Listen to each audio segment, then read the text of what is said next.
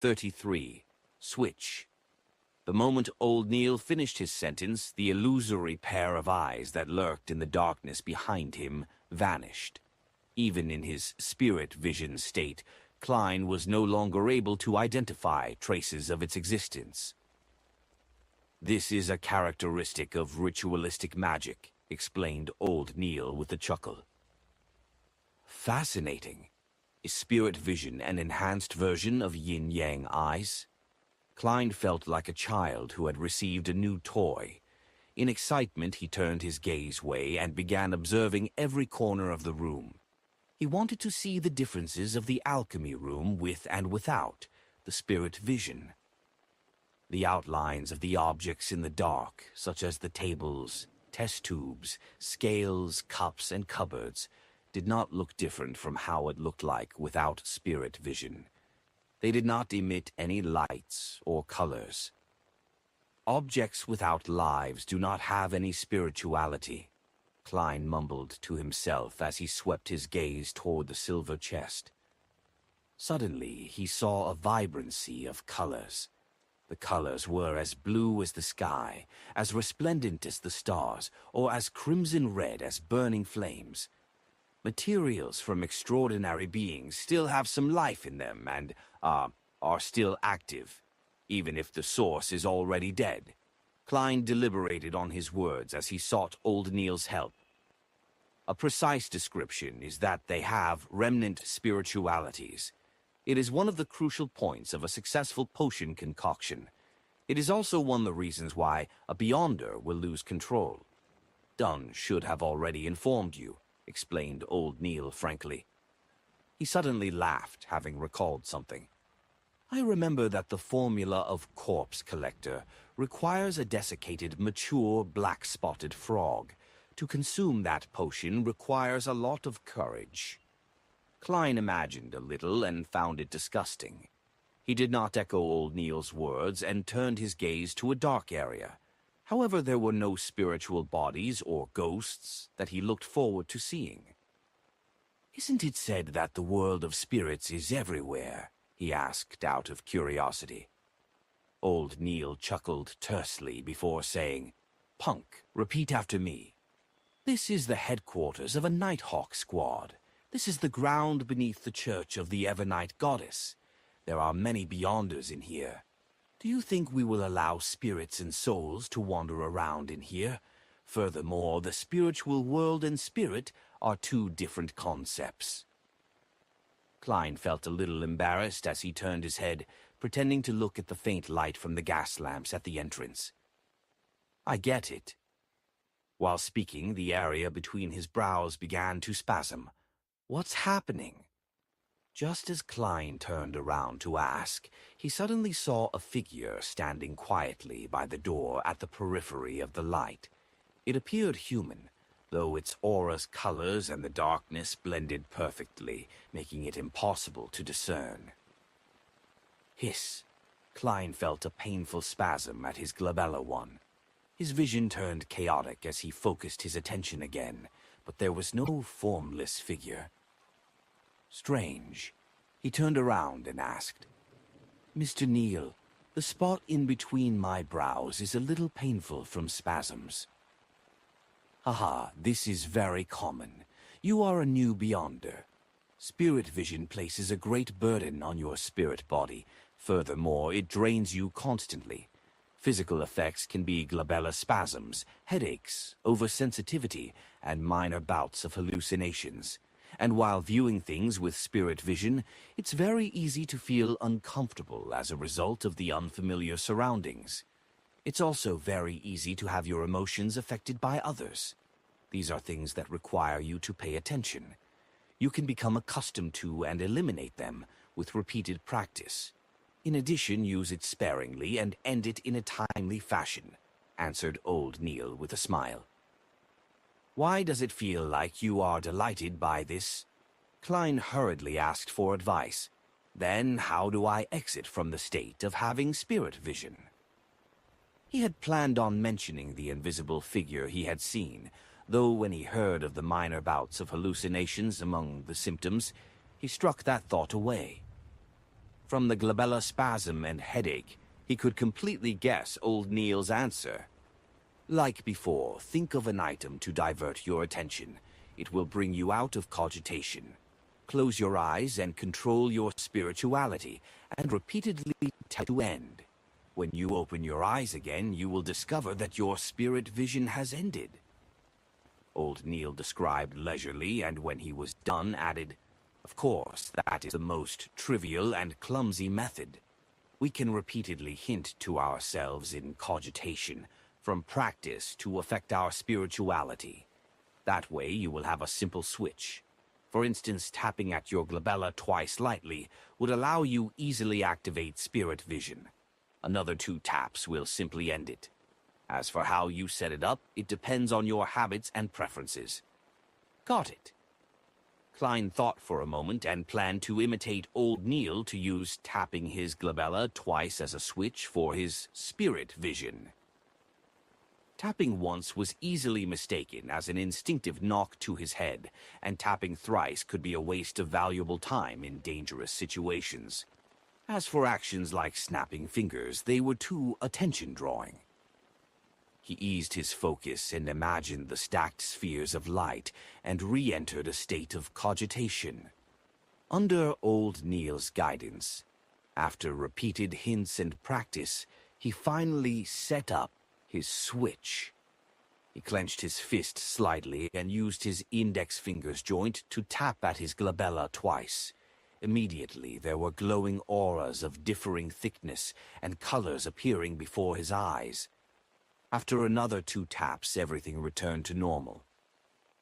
"I finally grasped it," he sighed with delight. Only then did he realize how exhausted he was, feeling like he could fall asleep at any time. His mind hurt as though he had stayed up for 3 nights. Old Neil said with a chuckle, "We are not sleepless.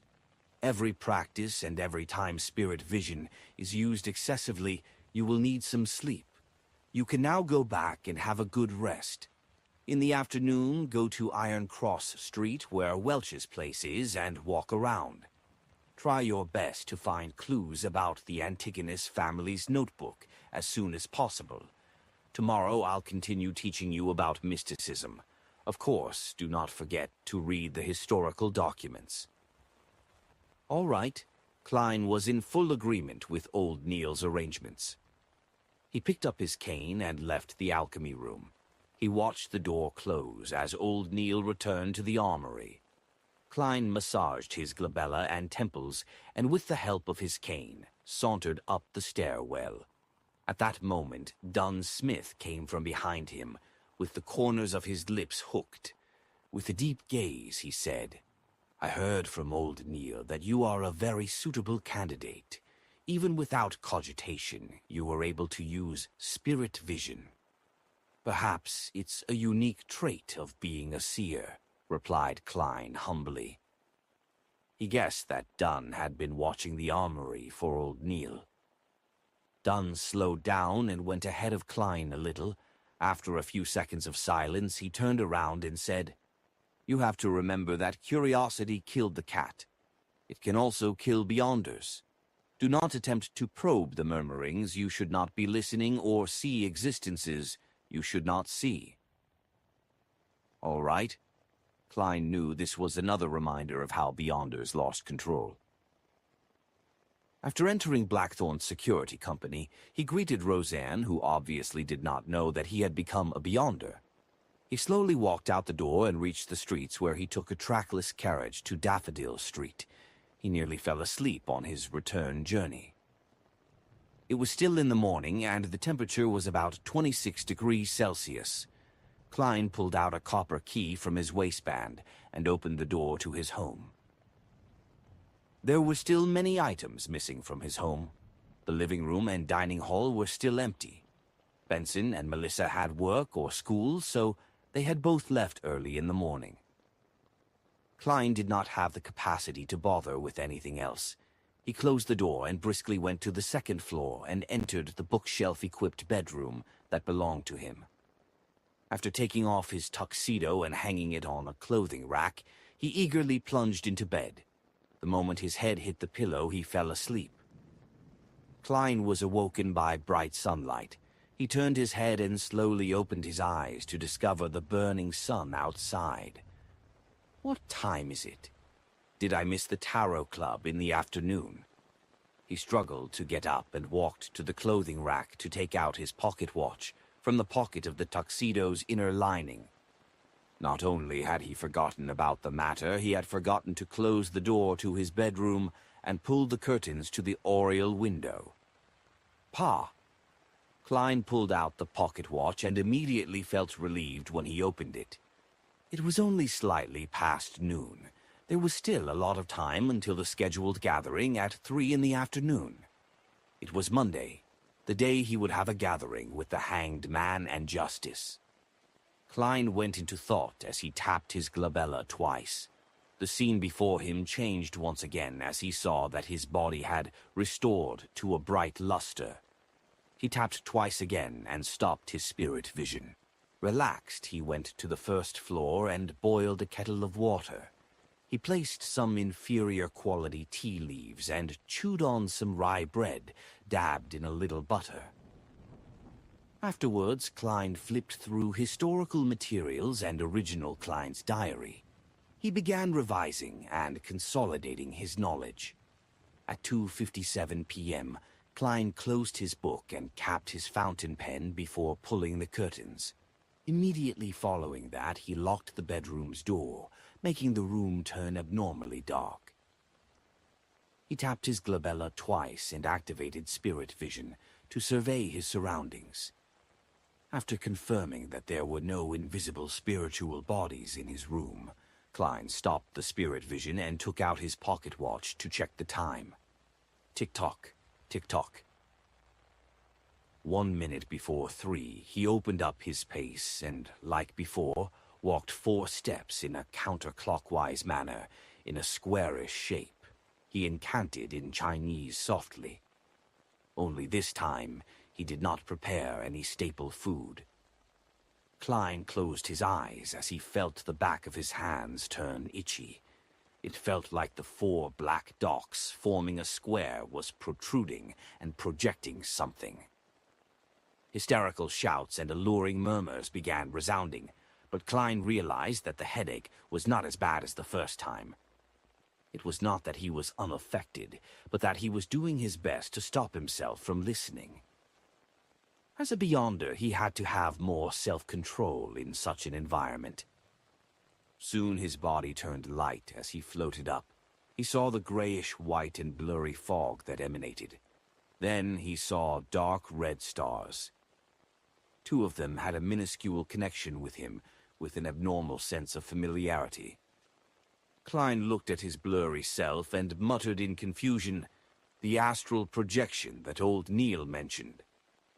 He remained calm for a few seconds and again transformed the opulent divine palace with the tall bronze table under the domed ceiling, as well as the 22 high-back chairs that corresponded to the different constellations.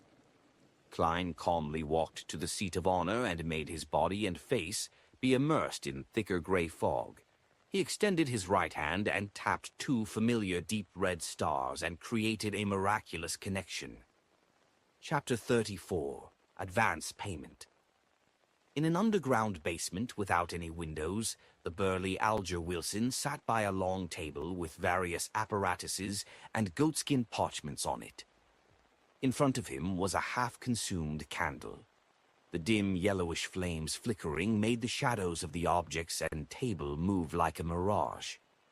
Alger's hair was disheveled like seaweed, with a deep blue color that resembled black. He wore a robe with lightning patterns embroidered on it. He clasped his hands with his thumbs, facing each other while he focused on a bottle of black liquid to the left of the candle. Whoosh, whoosh, whoosh, splash, splash, splash. The sound of tempestuous winds or the crashing of the sea waves howled from inside the sealed bottle, and in spots where the black ink did not sink, a faint fog would swirl. It was as though it grew eyes and a mouth. Alger cocked his head to glance at the clock hanging on the wall, and watched the needle strike 3. He pressed down on his temple as his eyes turned dark. Fascinating colors surfaced from the various items on the table. At that moment, he discovered a deep red light appear like a tidal wave from nowhere, drowning him instantly. Backland, Empress Borough, inside the Hall family's luxurious mansion. After dismissing her dance teacher, Audrey locked the door and sat straight up in front of her dressing table. The sun outside was bright and gorgeous. There was a light brown notebook made of exquisite goatskin. It was flipped open to reveal that it was blank. To its right was a fountain pen with a golden tip and embedded rubies. Audrey did a test and made sure that she could pick up the fountain pen and write down the formula the moment she left the gathering. "I'm so looking forward to it." She inhaled to repress her excited emotions as she looked at the mirror with puckered lips. However, she did not see it reflect herself. Instead, a dark red and illusory beam burst out from her body. Above the gray fog stood a majestic divine hall that looked like a giant's residence. Dark red colors bloomed on both sides of the bronze table. They surged upwards like a fountain before pattering down. It carved 2 blurry figures who sat in the same spots as before. Audrey, with her soft blonde hair and tall, slim build, instinctively looked towards the seat of honor. She saw the figure immersed in thick gray fog sitting back. One hand was flat, touching the table's side, while the other hand was stroking his chin. "Good afternoon, Mr. Fool Tilda," Audrey shouted with a cheery voice. Following that, she turned her head and looked at the person opposite her. With the same tone, she said, "Good afternoon, Mr. Hanged Man Tilda." This lady sure is unsophisticated. Is she so sure that I'm a good person? Why isn't there any fear from her? Is she a noble lady who has been protected well? Klein smiled and maintained his unfathomable image. "Good afternoon, Miss Justice." As he spoke, he lowered his head slightly and moved his left hand and tapped his glabella twice. What he saw changed instantly. He saw Justice and the Hanged Man emit the colors of their aura, and the surrounding gray fog and dark red stars remained the same. Nothing that seemingly did not exist, or lustrous brilliances that possessed life, was seen.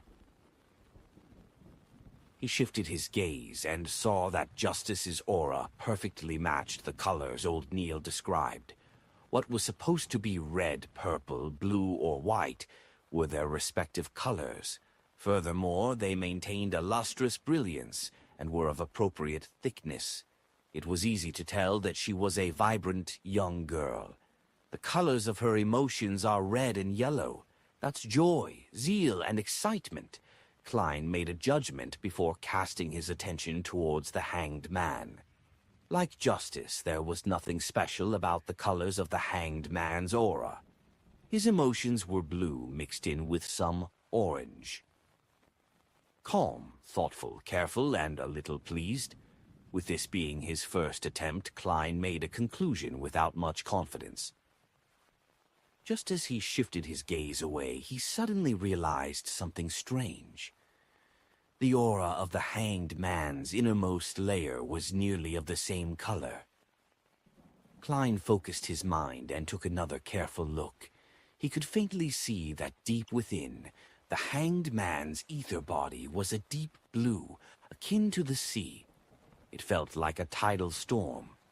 His astral projection, or should I say the surface of his astral projection.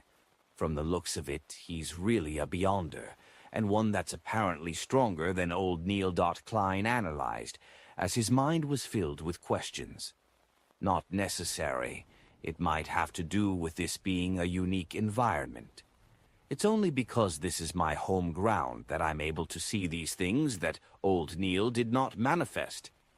He turned his head toward Justice again and confirmed that it was a characteristic only Beyonders possessed. At that moment, Alger also completed his greetings. Audrey drew a light gasp as she asked in anticipation, "Mr. Hanged Man, did you receive the box of ghost shark blood?" Alger took a look at Klein and saw him tapping his glabella as though he was considering other matters. "Thank you very much. It perfectly met my expectations. I never expected you to send it to me so quickly. The ghost shark blood is not the typical extraordinary creature," said Alger frankly. Audrey smiled humbly and said, "I'm very happy to see this outcome." As she loved anything to do with mystery from a young age, she had befriended those in aristocratic circles with similar interests. They have exchanged information, books and rare artifacts among each other. But before this, none of them had ever obtained any supernatural power to become a real beyonder. Instead, there were a few princes that hinted that they could gift them what they wanted if they became their princess consort. However, she had obtained the ghost shark blood directly from her family's vault. After all, the inventory only states one big bottle, without mentioning how many milliliters or how full it had to be. She believed that pouring a little bit of it would go unnoticed.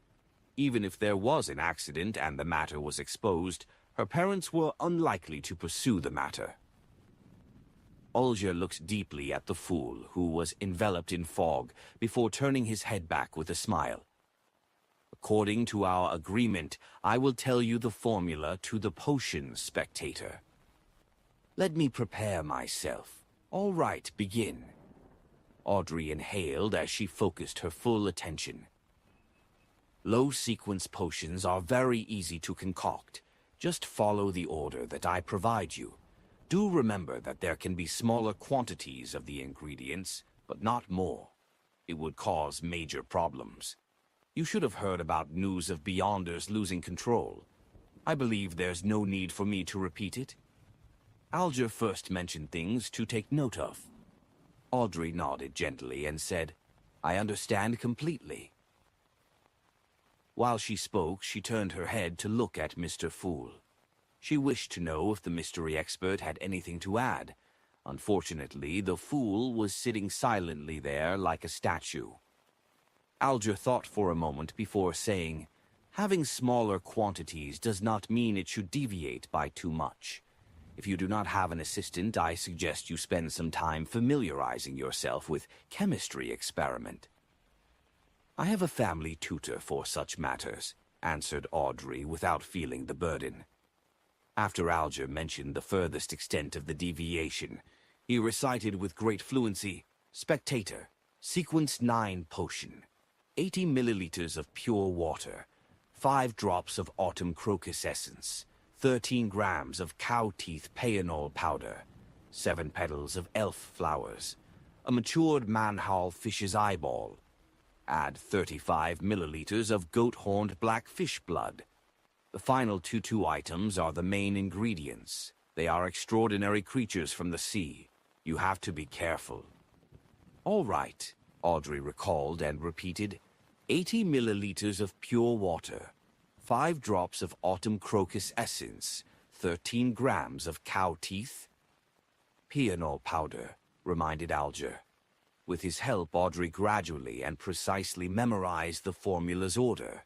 However, she appeared worried as she mumbled it again and again. "Do you know about cogitation?" When Alger saw Justice nod, he continued, "I do not know how much you know about cogitation. Let me describe it once. After consuming the potion, quickly begin cogitation to control your spirituality and energy. Make sure to practice every day to truly grasp the powers of the potion. Dig out the meaning it symbolizes, and even more of its mysteries. That way you can avoid the danger of losing control to the greatest extent. And the meaning of a potion mainly lies in its name, such as spectator." Klein silently listened to the conversation and had no plans on interrupting. All he did was secretly memorize and study, but when he heard that, he suddenly had a thought. Audrey listened to the hanged man's explanations attentively, and just as she was about to inquire about something more detailed, she suddenly heard the rapping sound on the table. She and Alger turned their heads and looked at the fool. They realized that the mysterious and mighty figure was tapping gently with his fingers. He said in a deep voice, "It's not about grasping them, but rather digesting them. It's not about discovery, but rather acting. The name of a potion is not only symbolic, it's also imagery. It is the key to digesting."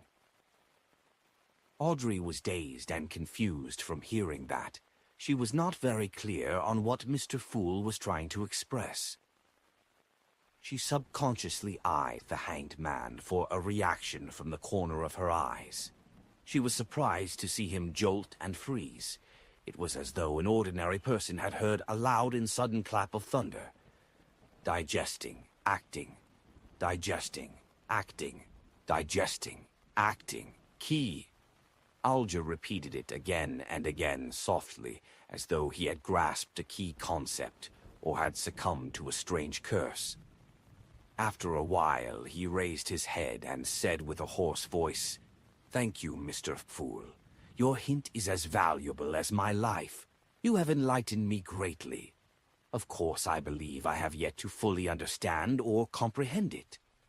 Klein maintained his mysterious and unfathomable image by saying with a smile, that was an advance payment. In fact, he did not truly understand the exact meaning of what was said.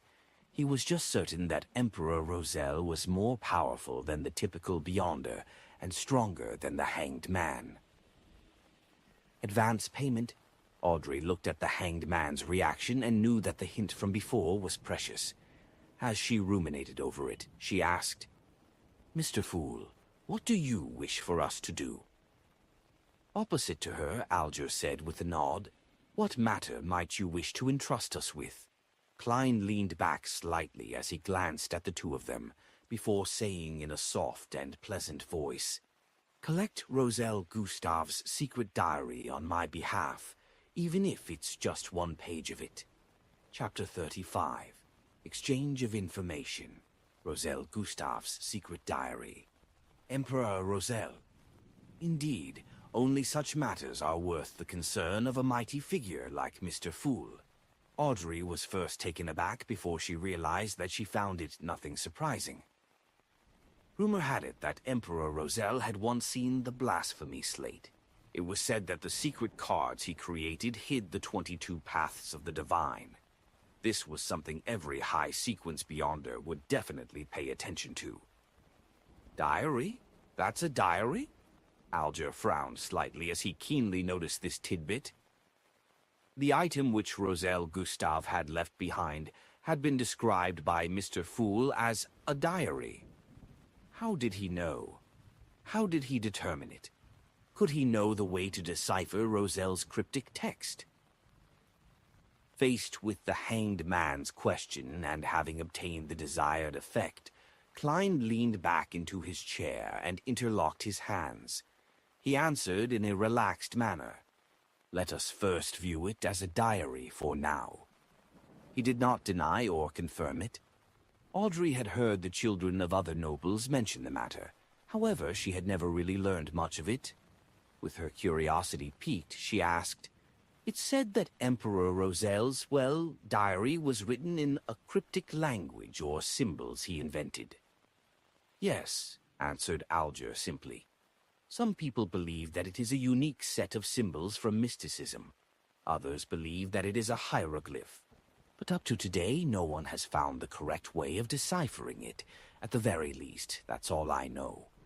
With that said, he turned his head at Klein in a bid to get some confirmation or show his suspicions. "They are texts that have been passed down for generations, so are no longer in their original state. According to your line of thought, how can it be deciphered?" Klein maintained his calm as he secretly gave a self-deprecating laugh. As for how to handle the symbols of mysticism, he instantly thought of a ridiculous and funny scene. Dressed in a black pointed hat and long robe, an evil mage pulls up his sleeve to reveal a symbol tattooed on his arm. It was said that this was a symbol with mysterious power left behind by Emperor Roselle. They were written in two blue, large, simplified Chinese characters. Retarded Joker. The corners of Klein's mouth curved up slowly as he found himself in a good mood. After hearing the hanged man's description, Audrey said in a stumped manner, "We can't understand the symbols or the words. Then how are we to pass the information to you, Mr. Fool? Or are we to mail it somewhere? This is quite an important question. I do not have the means to accept an item secretly." Klein was in no hurry to answer. He repeatedly released his thumbs from his interlocked hands before tapping them back again. Soon, he thought of a solution. "Since I can create a divine palace and table according to my wishes in here, would it be possible to project the content in the minds of others here? I'll give it a try." At that moment, Audrey and Alger saw Mr. Fool slowly sit up amid the thick, grayish fog. "Miss Justice, let us give it a try. Imagine a paragraph of text and give it the emotions of writing it with urgency. Yes, pick up the fountain pen beside you and write on the piece of paper." Before Klein finished his sentence, Audrey saw a piece of yellowish-brown goatskin parchment and a dark red fountain pen in front of her. She picked up the fountain pen both curiously and doubtfully. In accordance with the instructions, she imagined a poem Emperor Roselle once wrote. "If winter comes, can spring be far behind one?" After scrutinizing the text, she picked up her fountain pen and imbued them with the desire of projecting them out. Klein sensed the emotions, and using the fountain pen as a medium, he guided her. The moment Audrey landed her fountain pen, she saw a line appear on the goatskin parchment. "If winter comes, can spring be far behind?" "Goddess, how fascinating!" Audrey exclaimed in astonishment, while feeling rueful. Following that, she looked at Klein with some fear. "Mr. Fool, can you read what I'm thinking?" "No, I'm only guiding you. I simplified the process of writing for you and made it become an imprint. If you did not wish to express it, nothing would appear." Klein placated her with a low tone. "Is that so? Then we can only memorize the symbols, or the way the cryptic text looks like. Then we can present it directly as we wish." Audrey heaved a sigh of relief as she asked in enlightenment. "Yes," Klein answered. "That's not a bad method. Miss Justice, do not doubt your memory. After becoming a spectator, you will receive immense improvement in this aspect." Alger had watched the attempt from the side, fully coming to the realization that the fool was more powerful and mysterious than he imagined. As for his memory, he believed that the next advancement would improve it sufficiently. Regarding this, Audrey nodded in delight. "You have delighted me with this reminder. Mr. Hanged Man, do you have any other guidance on spectators?" With that said, she looked toward the seat of honor. "Mr. Fool, I will work hard to complete your mission. I will do my best to gather more of Emperor Roselle's secret diary. I mentioned before that I'm a person who likes a fair and equal exchange. The advanced payment I gave is only equivalent to 2 pages of the diary for each person. If there are more, I will give additional in return," Klein said calmly, like he was an adult who did not take advantage of children. As for where the additional payment could come from, it was naturally from the newly acquired Emperor Roselle diary pages. This formed a virtuous cycle. "You are truly a generous gentleman." Alger fell silent for a few seconds before bowing slightly with his hand by his chest.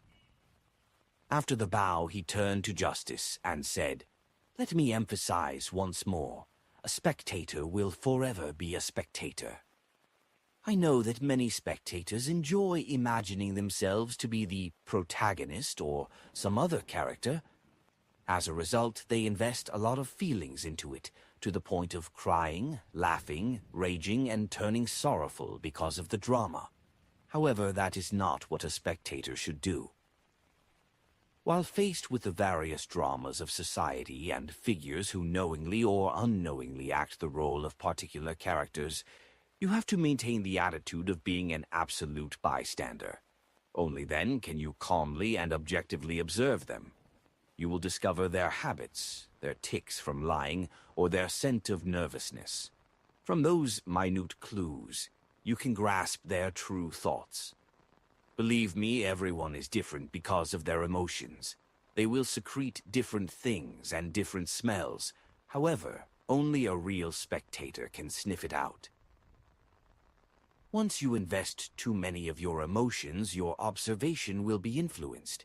Your sensitivity towards the emotions of others will deviate. Audrey listened attentively as her eyes brightened gradually. It sounds really, really interesting. Klein's heart stirred when he heard that. The spectator potion's requirement, when summarized, seemed to be an absolutely objective and neutral spectator. In a particular sense, it was equivalent to acting. Acting. Was this the acting which Emperor Roselle was referring to? Then I will have to act as a seer, and from there digest the potion bit by bit.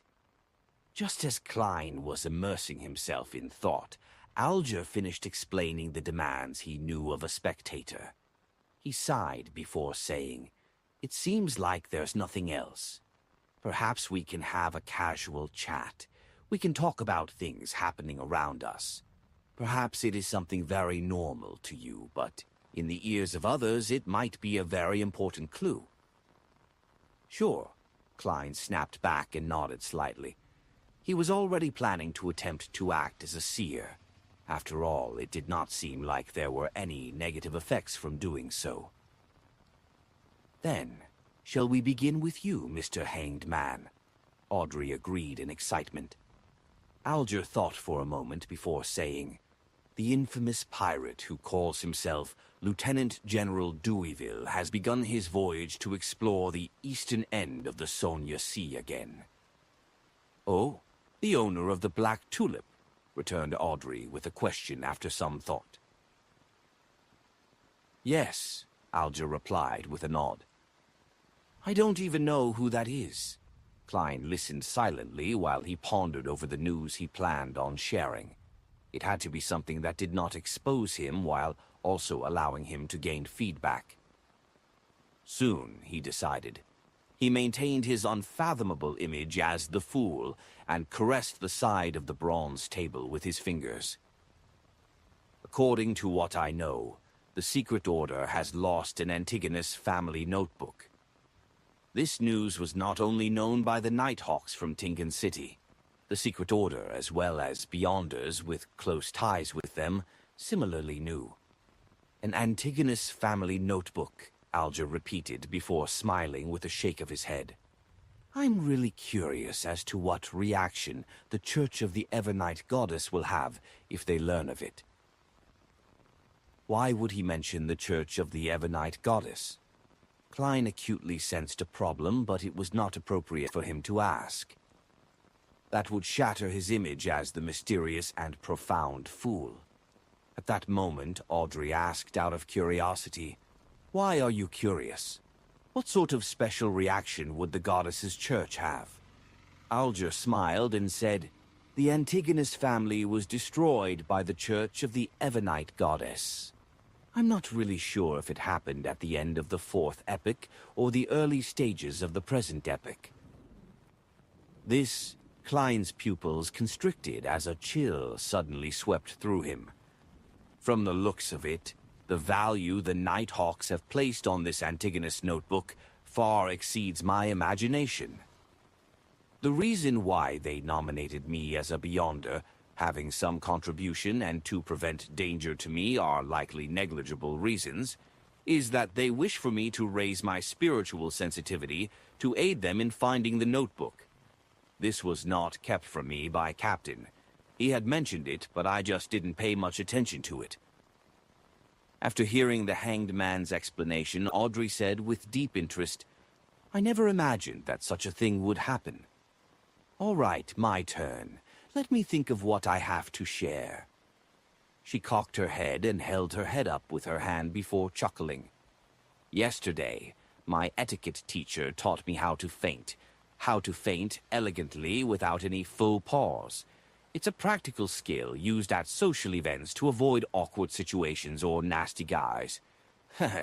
I was just organizing my thoughts. What I really wanted to say is that ever since the failure of the battle on Balaam's eastern shore, the king, premier, and gentlemen are under immense stress. They eagerly wish to change." Chapter 36, A Simple Question. While Audrey recalled the conversation between her father and elder brother about the situation, she put in her own words. They believe that the government structure is too chaotic. Every election, if there is a change of the ruling party, there will be a change of personnel from top to bottom.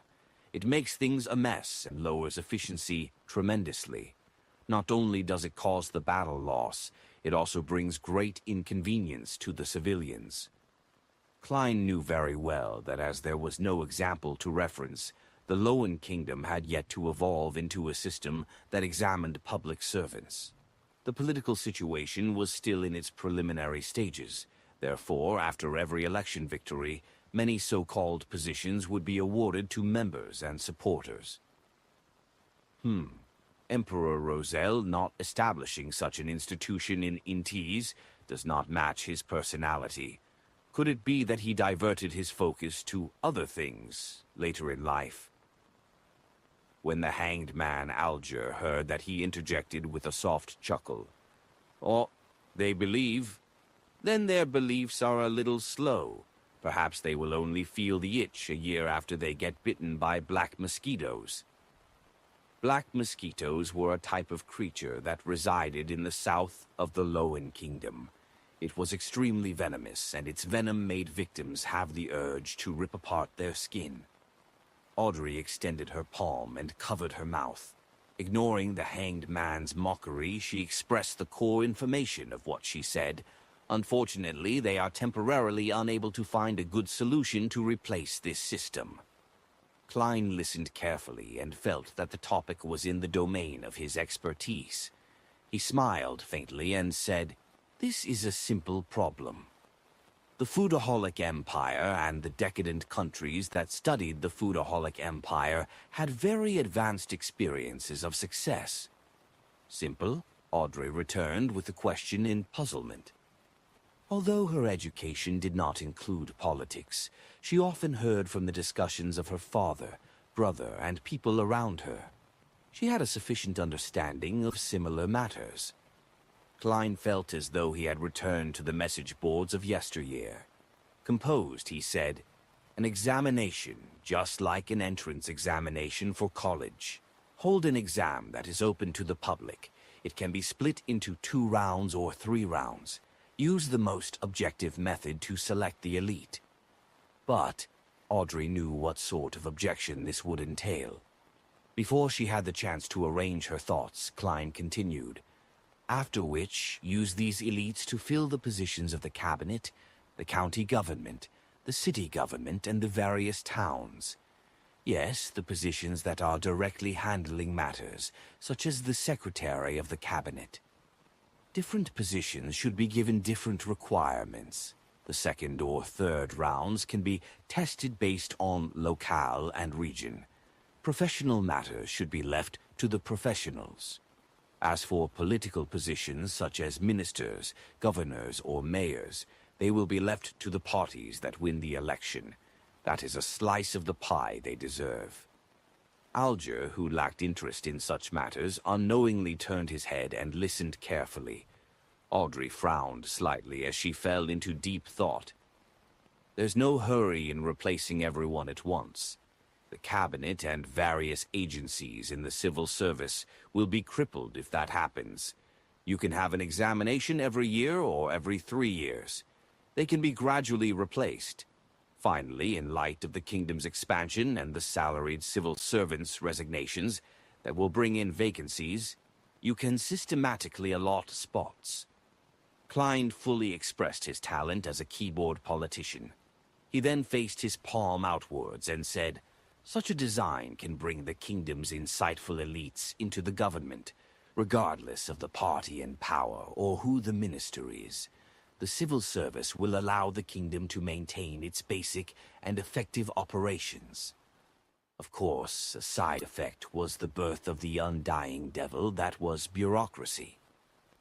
While considering the suggestion, Audrey asked doubtfully, "Are you implying that even if those ministers become monkeys, the effects would be insignificant?"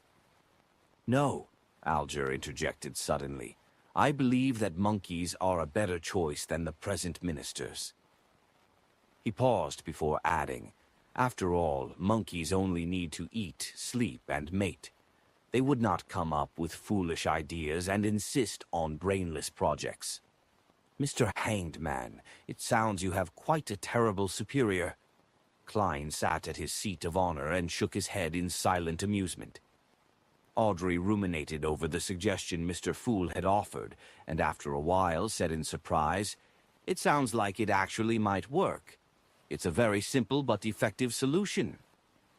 She looked at Klein and sincerely marveled, "Mr. Fool, you must be an elderly person with outstanding intelligence who is very experienced in life."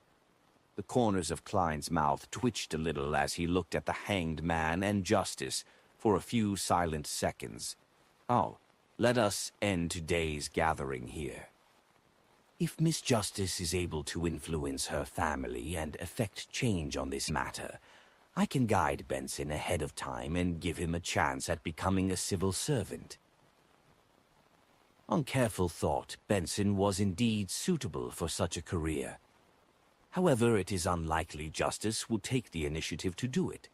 This is because the Hanged Man and I can easily find out which noble suggested it and basically guess her identity. Of course, she could do it through a roundabout manner secretly. "By your will." Audrey and Alger stood up together. Klein leaned back slightly and severed the connection. He saw Justice and the Hanged Man's illusory and blurry figures instantly shatter and dissipate.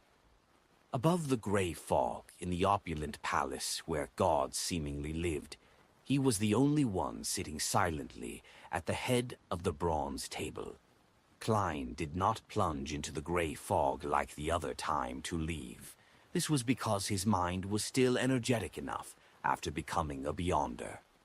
The reason why he had ended the Tarot Club early was because he learned the true attitude the Nighthawks had towards the Antagonist notebook. He decided that he had to search for it seriously and not sleep all the way. Doing so would make Dunn Smith suspicious of his activities at home. Furthermore, he had benefited quite a lot this time. Klein sat on the high-back chair at the head of the bronze table. His arms leaned on the armrest as he crossed his fingers while he observed the boundless gray fog carefully. He found the place serene, as though no one had stepped into it for 10 million years. When he established the connection to summon the Hanged Man and Justice, he acutely noticed something. That was the fact that, as a Beyonder himself, he had the ability to touch another dark red star. "Does this mean I can summon one more?" Klein recalled the feeling and muttered in confirmation. However, he did not have the urge to make an attempt, since he did not know what the identity of the newcomer would be or what sort of attitude they would have. After all, not everyone was like Justice or the Hanged Man, who had unique personalities that easily blended in and took whatever they needed. They even seemed willing to conceal matters. If he pulled someone like Dunn Smith, then the mysterious organization he had just established would instantly come under the watch of the Church. As an evil organization's boss, his future would be worrying. Klein knew that the gray fog was special. He knew it was not something a Beyonder at Dunn Smith's sequence could see through. But the problem was that since he had the powers of a Beyonder, he had to consider the existence of the gods. Klein had chosen to carefully believe that the 7 orthodox gods existed in reality. Of course, he was more tenable to the belief that these gods were just more powerful than high-sequence beyonders. Furthermore, they were under strict limitations, at the very least, ever since the fifth epoch, apart from a few oracles. They have not appeared again. Forcefully pulling people here isn't a good thing. No one would wish to be pulled into mystery for some baffling reason. Let's wait and see how things go in the future. Klein sighed and stood up. He released his spirituality and sensed his body's existence. Then he began imitating the heavy feeling of rapidly plunging down. The scenes in front of him changed. The gray fog and dark red instantly departed him.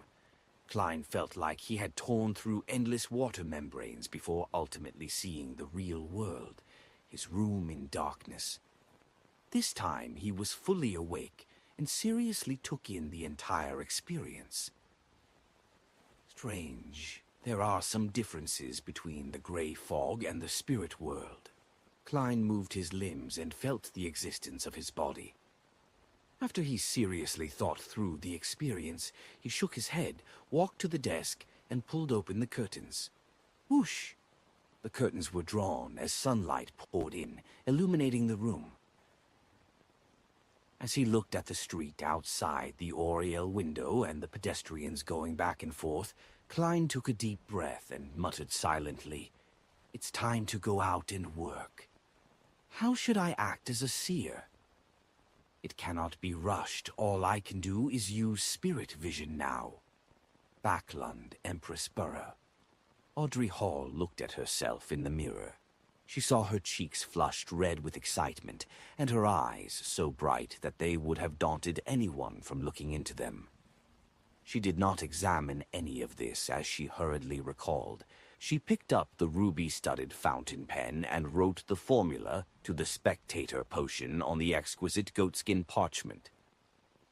80 milliliters of pure water, 5 drops of autumn crocus essence, 13 grams of cow teeth, peyonol powder, 7 petals of elf flowers, a matured man-haul fish's eyeball, 35 milliliters of goat-horned black fish blood. Phew! Audrey heaved a sigh of relief as she read it a few times to confirm that she had not made any mistakes. She had the urge to dance again, but reminded herself to remain restrained. After some thought, she began writing various chemical names around the potion's formula. She then faked the page into complicated and messy chemistry. Yes, as long as one doesn't read it carefully, a person who flips through this randomly will not discover the details I have hidden in here. Excellent. Audrey praised herself and turned her mind towards the acquirement of the materials. I'll first search the few vaults we have. I'll then attempt to exchange for the missing parts with others. If I still can't gather them all, I can only seek help from the hanged man or the fool. What can I offer as payment? After some thought, Audrey closed the notebook and placed it on a tiny bookshelf. Following that, she briskly walked to the door and pulled it open. A golden retriever was sitting obediently outside. The corners of Audrey's mouth curled as she revealed a radiant smile. "Susie, you completed the mission perfectly." In the serialized stories on the newspapers, detectives would often have a capable assistant. I think there should be a huge dog supporting a real spectator, Tilda. In an underground basement lit only by a flickering candle, Alger Wilson raised his palm and looked at it carefully. Aye, after a long while he let out a sigh. "Phew, it's still that miraculous. I was unable to figure out any specific details at all." Despite having made sufficient preparations, he failed to understand how the fool had completed the summoning. He moved his gaze down and looked at the goatskin parchment on the table in front of him. At the title head of the yellowish-brown parchment, there was a Hermes sentence written in dark blue ink.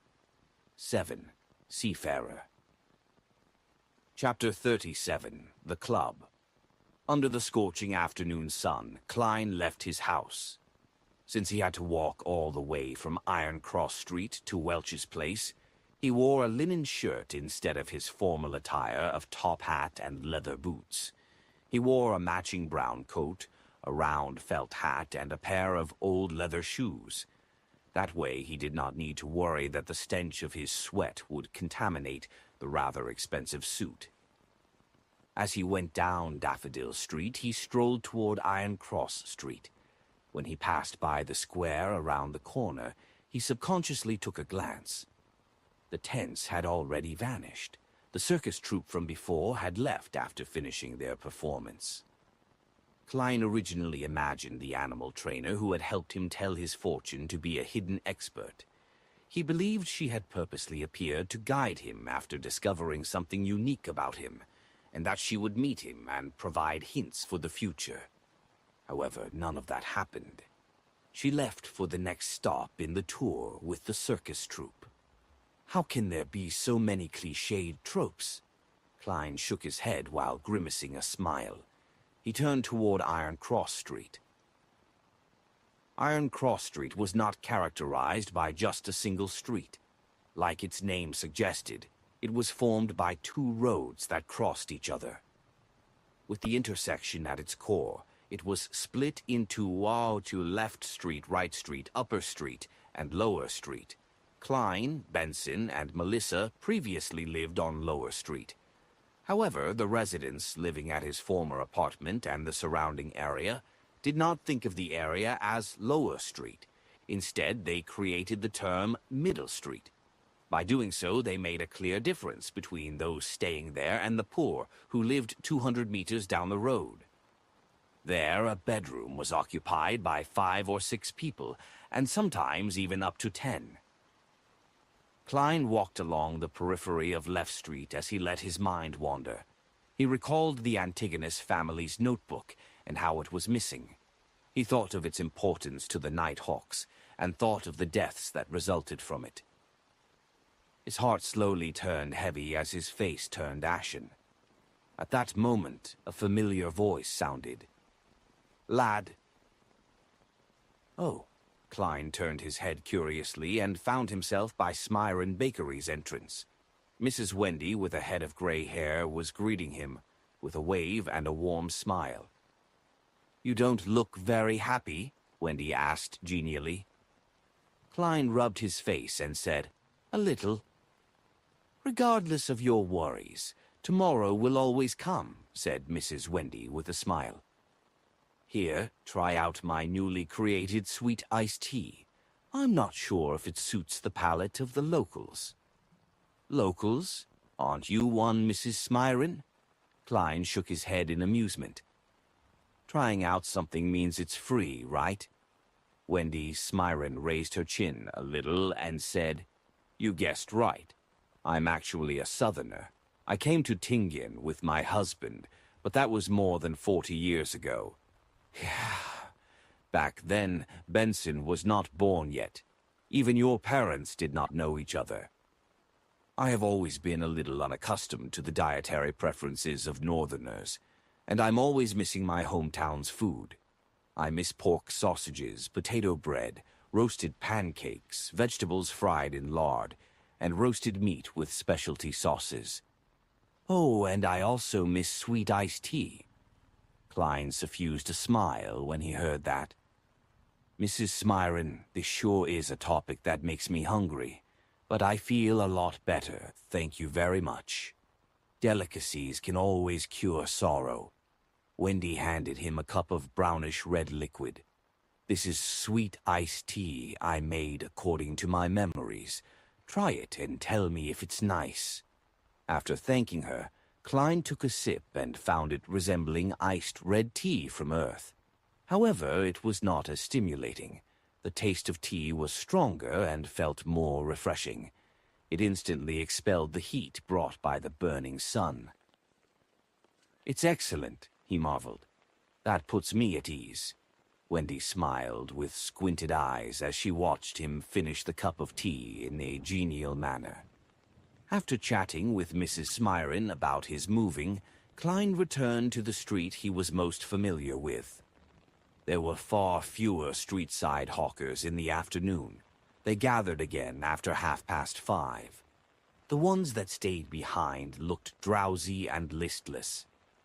The moment he entered the area, Klein's heart suddenly felt overwhelmed by darkness. His heart felt heavy, down, and gloomy for an inexplicable reason. What's happening? He sharply sensed something wrong about himself. He immediately stopped and observed his surroundings, but did not see anything strange. After some thought, Klein raised his hand and tapped his glabella like he was thinking. The extent of his vision immediately transformed. The auras of the hawkers and pedestrians all appeared. Before Klein could observe the colors of their health, his attention was pulled away by the colors that represented gloominess. He was unable to determine the exact thoughts of the observed, but the despondent, apathetic, and gloomy impression was deeply carved into his heart. As he surveyed the area, he realized that even the sun could not disperse those dark colors. It was a sense of gloom that tainted them from years of repression. Upon seeing this, Klein instantly understood the reason. Just as old Neil said, activating his spirit vision easily pulled him into unfamiliar environments and made him feel discomfort. It was also easy for himself to be affected by the emotions of others. How a similar principle could be used on an ability like perception. This was an ability he obtained without additional practice after becoming a seer. It was a passive sense that could not be declined. It allowed him to directly sense the existence of anything abnormal. There was bound to be a level of interaction when perceiving things. Therefore, in the beyonder eyes of someone like a spirit medium, the intensity of everyone's perception is clear. It is like a fire in the night. Therefore, people with high perceptivity were naturally affected by the intense atmosphere of anything abnormal. It could only be repeatedly practiced to grasp, control, and adapt to such outcomes. Such a repressed color is probably formed over extended periods of time, right? Klein sighed as he shook his head, feeling somewhat affected. He tapped his glabella twice again and tried hard to converge his spirituality. Tap, tap, tap. Klein walked toward the apartment and sensed for any abnormal existences or tiny connections, while also searching for the Antigonus family's notebook, which he had hidden. The streets were the same as usual. There was filthy water and trash on the streets. It only cleared up when he reached the apartment's entrance. Klein pushed open the half-closed door and circled the first floor in the darkness that the sunlight could not reach. The wooden stairs creaked constantly as he went up them. The second floor was as dim as always. Klein released his perception and looked into the darkness. However, not only did he fail to discover any clues regarding his notebook, he even failed to see any invisible spiritual bodies. If it's so easy to encounter them, most ordinary people would not have already sensed the existence of extraordinary matters. Klein sighed in reflection. He had already understood that most spirits did not exist in the form of spiritual bodies, but in the form of spirituality. Only a spirit medium could effectively communicate with them. After circling the third floor once, Klein left the apartment and retraced his memory's footsteps towards Welch's place. He walked for a full hour, but did not discover anything along the way. Standing outside the gardened bungalow, Klein looked at the building through the locked iron gates and mumbled to himself, "There's no need for me to search Welch's place, right? Captain and Madam Daly must have done a carpet search of the place. Besides, I don't have the key. They can't expect me to climb the walls, right? I'll try another path tomorrow. I've walked so much today, but there are no step counter rankings." While lampooning, Klein returned to the nearby district. He planned on taking a public carriage to Blackthorn Security Company to retrieve his daily allocation of 30 bullets. He needed to make use of his time and practice. A seer's lack of quick and effective offensive means could only be made up with his revolver and cane. The district around Welch's place was relatively clean. Shops with clean and bright windows lined the two sides of the street. At the turn of the street, Klein was just about to seek out the carriage stop when his gaze swept past a few signboards on the second floor. Harrod's Department Store, Military Veterans Mess, Divination Club. Divination Club. Klein silently repeated the name and recalled that he had to act as a seer. Yes, I should take a look and seek out new ideas. Amid his mixed thoughts, Klein went across the street and went to the second floor. He entered the main foyer to see a beautiful female attendant. The woman with coiled brownish-yellow hair sized up Klein before saying with a smile, "Sir, do you wish to have your fortune told, or do you wish to join our club?" "What are the conditions for entry?" asked Klein casually. The woman explained with great familiarity. "Fill in your particulars and pay an annual membership fee. The first year is £5, and subsequent years will be £1 a year. Don't worry, we are not like political or business clubs, which allow entry through recommendations from formal members. Members can freely use the club's meeting room and various divination rooms and tools.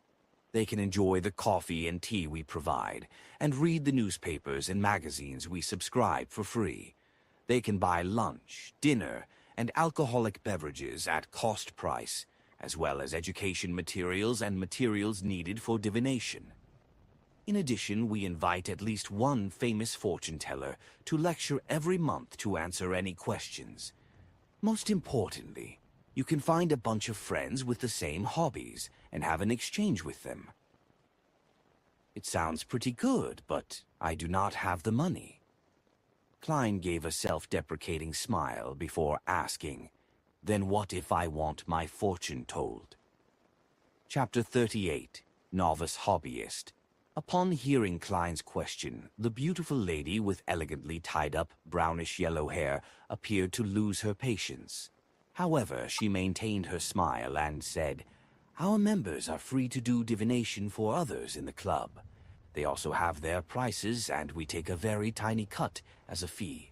If you wish to have your fortune told, you can take a look at this album.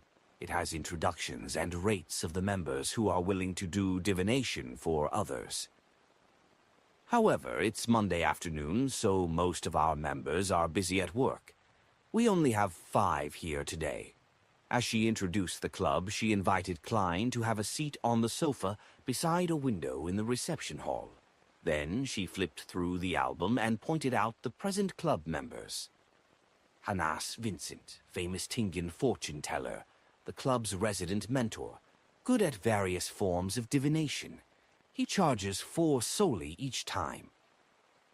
"It's really expensive. That's enough to feed Benson, Melissa, and me to 2 sumptuous dinners." Klein clicked his tongue silently and did not reply. When the woman saw this, she continued flipping the page and introducing one member after another. "And the final one, Glacis, a member who joined the club this year. He is skilled in tarot divination. He charges 2 pence each time." "Sir, who do you plan on choosing?" Klein did not stand on ceremony and answered, "Mr. Glacis." The female attendant fell silent for 2 seconds before saying, "Sir, I have to remind you that Mr. Glacis is only considered a novice." "I understand. I will be responsible for my own decision." Klein nodded with a smile. "Then please follow me." The woman stood up and led Klein through a door beside the reception hall. It was not a very long corridor, and an open meeting room was situated at its end. There was enough sunlight, and it was equipped with tables and chairs. There were newspapers, magazines, and paper cards. A faint coffee aroma drifted out. About 2 rooms from the meeting room, the attendant gestured for Klein to stop. She sped up her pace and entered the room. She shouted gently, "Mr. Glacis, someone wishes for your divination." "Me?" A voice filled with surprise and doubt immediately sounded. Following that, there was the sound of a chair moving. "Yes, which divination room would you like to use?" replied the lady without any emotion. "Topaz room. I like Topaz." Glasses appeared by the meeting room's door and looked curiously at Klein, who was waiting not far away. He was a man in his 30s. His skin was slightly dark, and his pupils were a dark green shade. Under his light, yellow, and soft hair, he was dressed in a white shirt and black vest. A monocle hung from his chest, and he seemed to have a good disposition. The attendant did not say anything further as she opened the door to the Topaz room, which was next to the meeting room. The curtains inside were tightly shut, making it dim. It appeared that only by doing so would one gain revelations from the gods and spirits to obtain an accurate divination outcome. "Hello there, I'm Glasses. I never expected you to choose me for your divination." Glasses gave a gentleman's bow, briskly stepped into the room, and sat behind a long table. "Frankly, I'm only attempting divination for others. I do not have much experience. For now, I'm not a good fortune-teller. You still have a chance for regret." After Klein returned the bow, he entered and closed the door behind him. By the light seeping through the curtains, he said with a smile, "You are a really honest man, but I'm someone who is very firm on his choices. Please have a seat." Glasses pointed at the seat in front of him and thought for a few seconds. "Divination is my hobby. In life, one often receives guidance from the divine, but the ordinary person is unable to accurately understand the meaning. This is the reason why divination exists, and also why I joined this club. In this aspect, I still lack confidence. Let's make the divination that follows an exchange, a free exchange. How do you like my suggestion? I'll cover the fees the club requires. It's just a quarter pence." Klein did not agree or shake his head. Instead, he smiled. "From the looks of it, you have a pretty well-paying and decent job." While he said so, he leaned his body forward slightly. He held his forehead with his right fist and tapped at it twice. "But that does not enhance the accuracy of my divination," answered Glasses humorously. "Does your head hurt? Do you want to divine problems regarding health?" "A little. I wish to divine where an item is." Klein had already thought of an excuse as he slowly leaned back. In his eyes, Glasses's aura clearly presented itself. The orange colors by his lungs were dark and sparse. They even influenced the brightness in other areas. This is not a symptom of exhaustion. Klein nodded in an indiscernible manner. "Are you searching for a lost item?" Glasses thought for a few seconds before saying, "Then let's do a simple determination." He pushed the neatly stacked tarot cards on the black table toward Klein.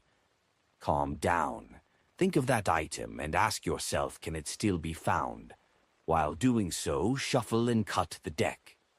"All right." Klein actually did not remember what the ancient notebook looked like. All he could do was repeat the question to himself. Can the Antigonus family's notebook still be found? While he repeated the thought, he skillfully shuffled and cut the deck.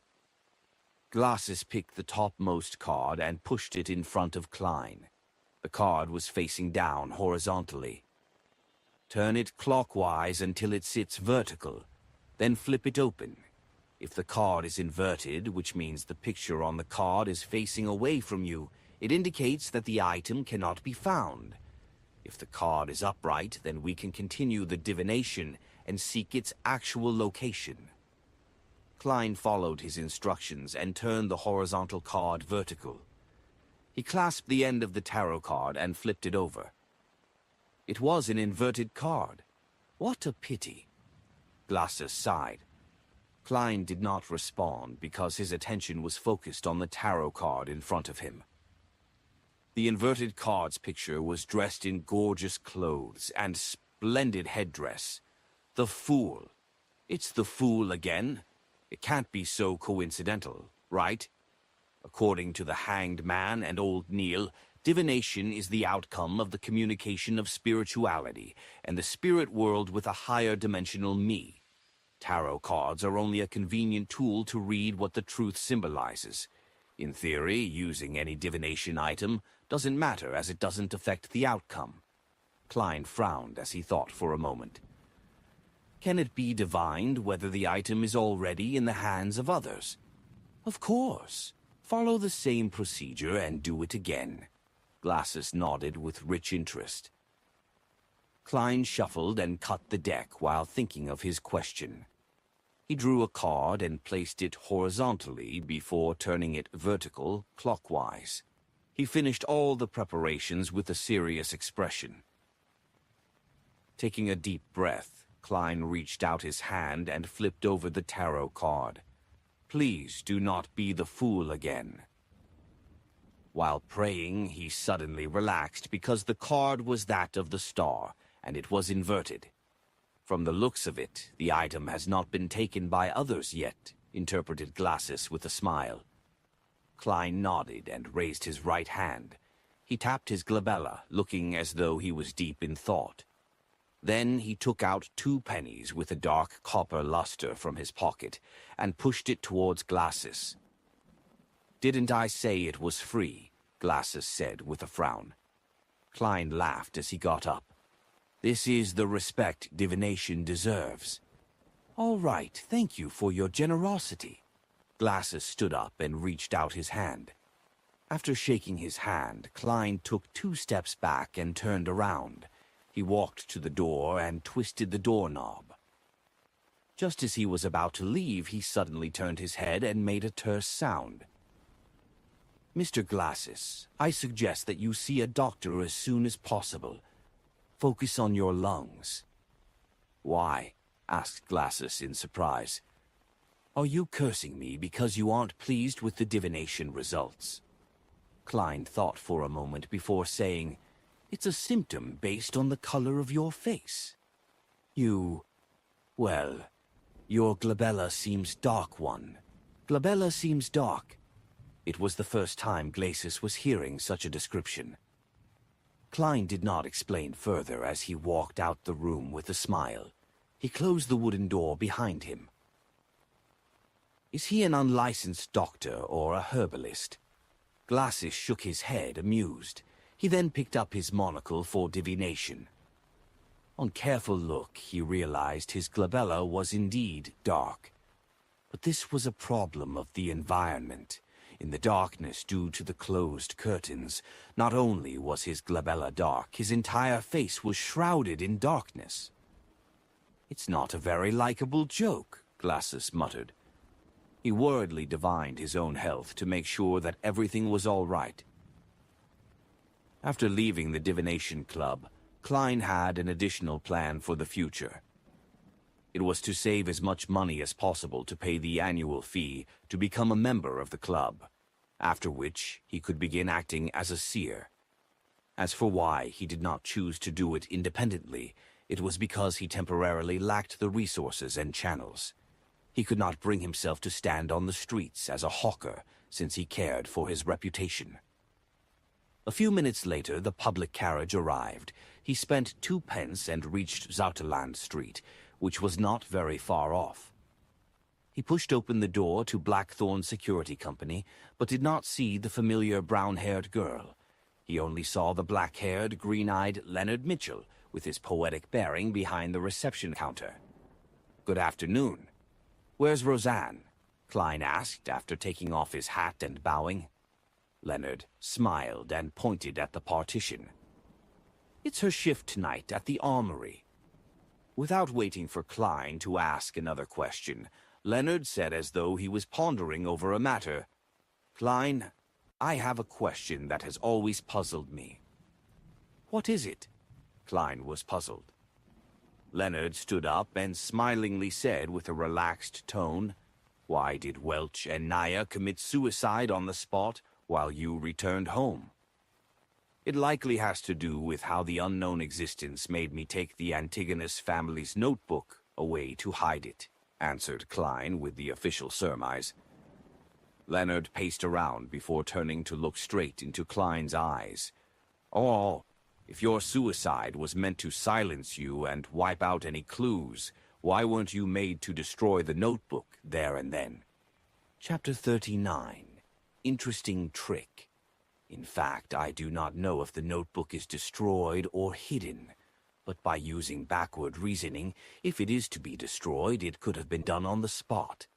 There was no need for me to take it away to carry out the destruction.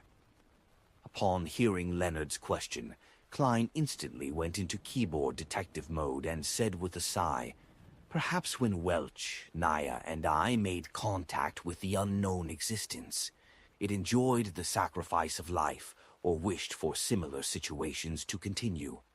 With the suicide definitely easily discoverable, I was made to take away the notebook to hide it so as to prepare for the existence's second round of entertainment.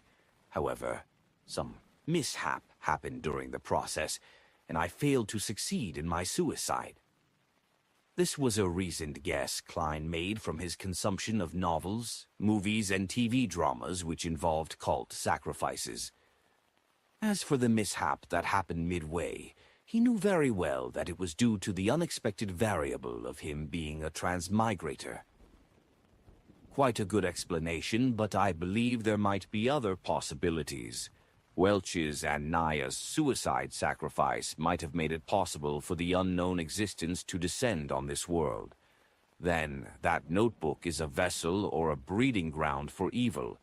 It made you take it away to hide it, worried that we would destroy it if we discovered its birth, before it became strong.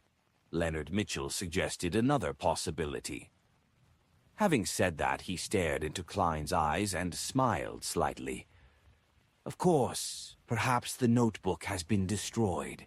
The goal is to hide its content, to conceal the vessel or the brooding of evil.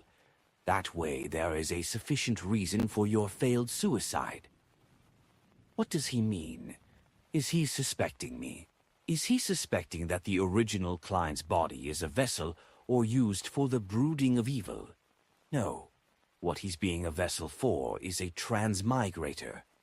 Actually, brooding isn't a correct term. Klein was taken aback. While he secretly criticized the idea, he weighed his words. "I will not try to defend myself since I've lost memories from that period. Be it Captain or Madam Daly, they have already confirmed that I'm fine. Your joke isn't funny." "I'm only considering a possibility.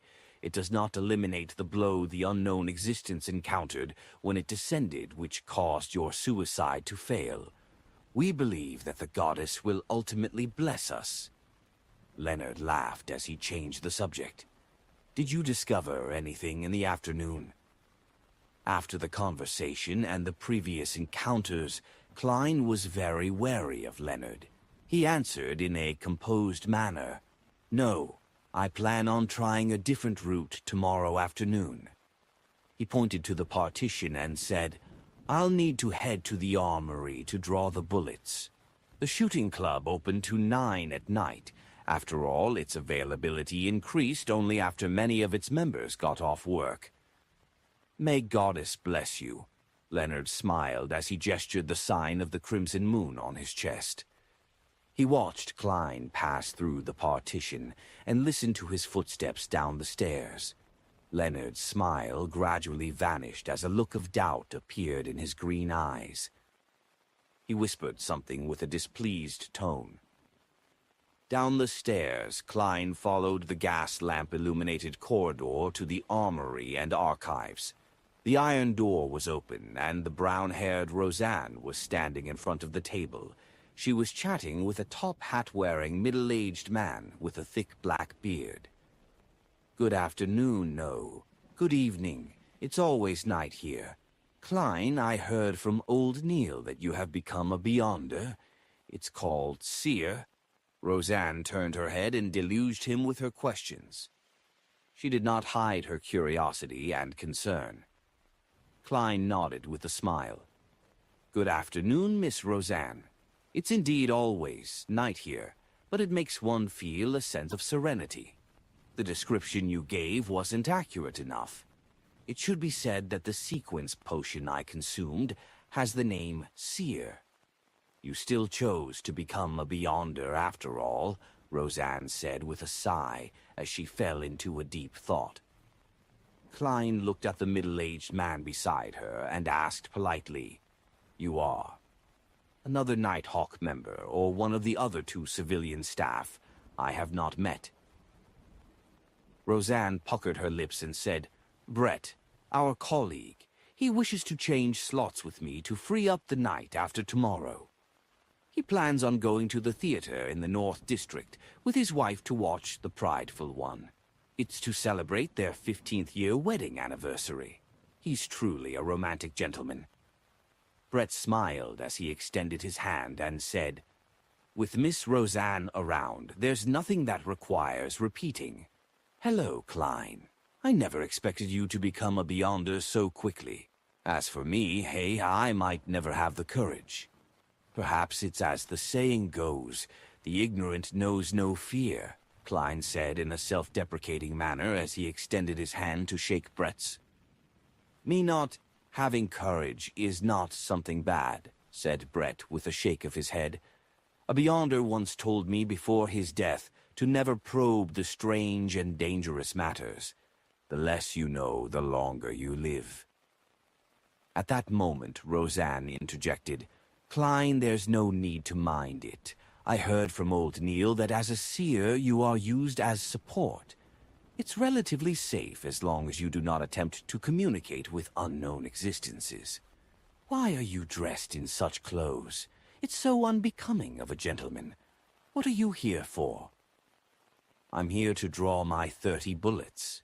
Klein did not reply to Roseanne's first question. He believed that the lady would quickly forget the matter. "All right." Roseanne pointed at the table and said, "Brett, it's all yours. You should know where the keys and bullets are. Oh, old Neil really is petty. He did not even leave his hand-ground coffee behind.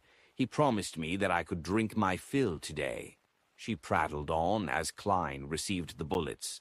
The duo left together and went their separate ways at Zoutland Street. One took a public carriage home while the other walked into the shooting club. Bang, bang, bang. Klein repeated the process, gripping the gun, raising his arms, shooting, releasing the cylinder, ejecting the empty shell, and stuffing in rounds, again and again. He became familiar with the process and built it into his muscle memory. Of course, he had a few breaks in between to review and correct the process. After finishing his practice, Klein used the grounds to do various exercises like push-ups. He worked hard to train his body to improve his physique. Once everything was over, he sat in an untracked carriage home. Only then he realized it was nearing 7 and the sky was already dark. Just as Klein was planning to head to the market or streets to buy the ingredients for dinner, the door opened. Melissa had returned with her stationery-filled bag. Apart from that, she carried quite a lot of groceries. "I thought you and Benson would be home rather late. This morning I took out one solly from the place you hide the money." Upon seeing her brother's questioning look, Melissa explained in her usual serious manner. "Since you took the money, why didn't you take the public carriage to school?" Klein had been reminded of the matter from the morning. Melissa said with a frown, "Why should I take a public carriage? It costs 4 pence to get to school. A return trip means 8 pence. Counting Benson and you, we will be spending 24 pence on transportation daily.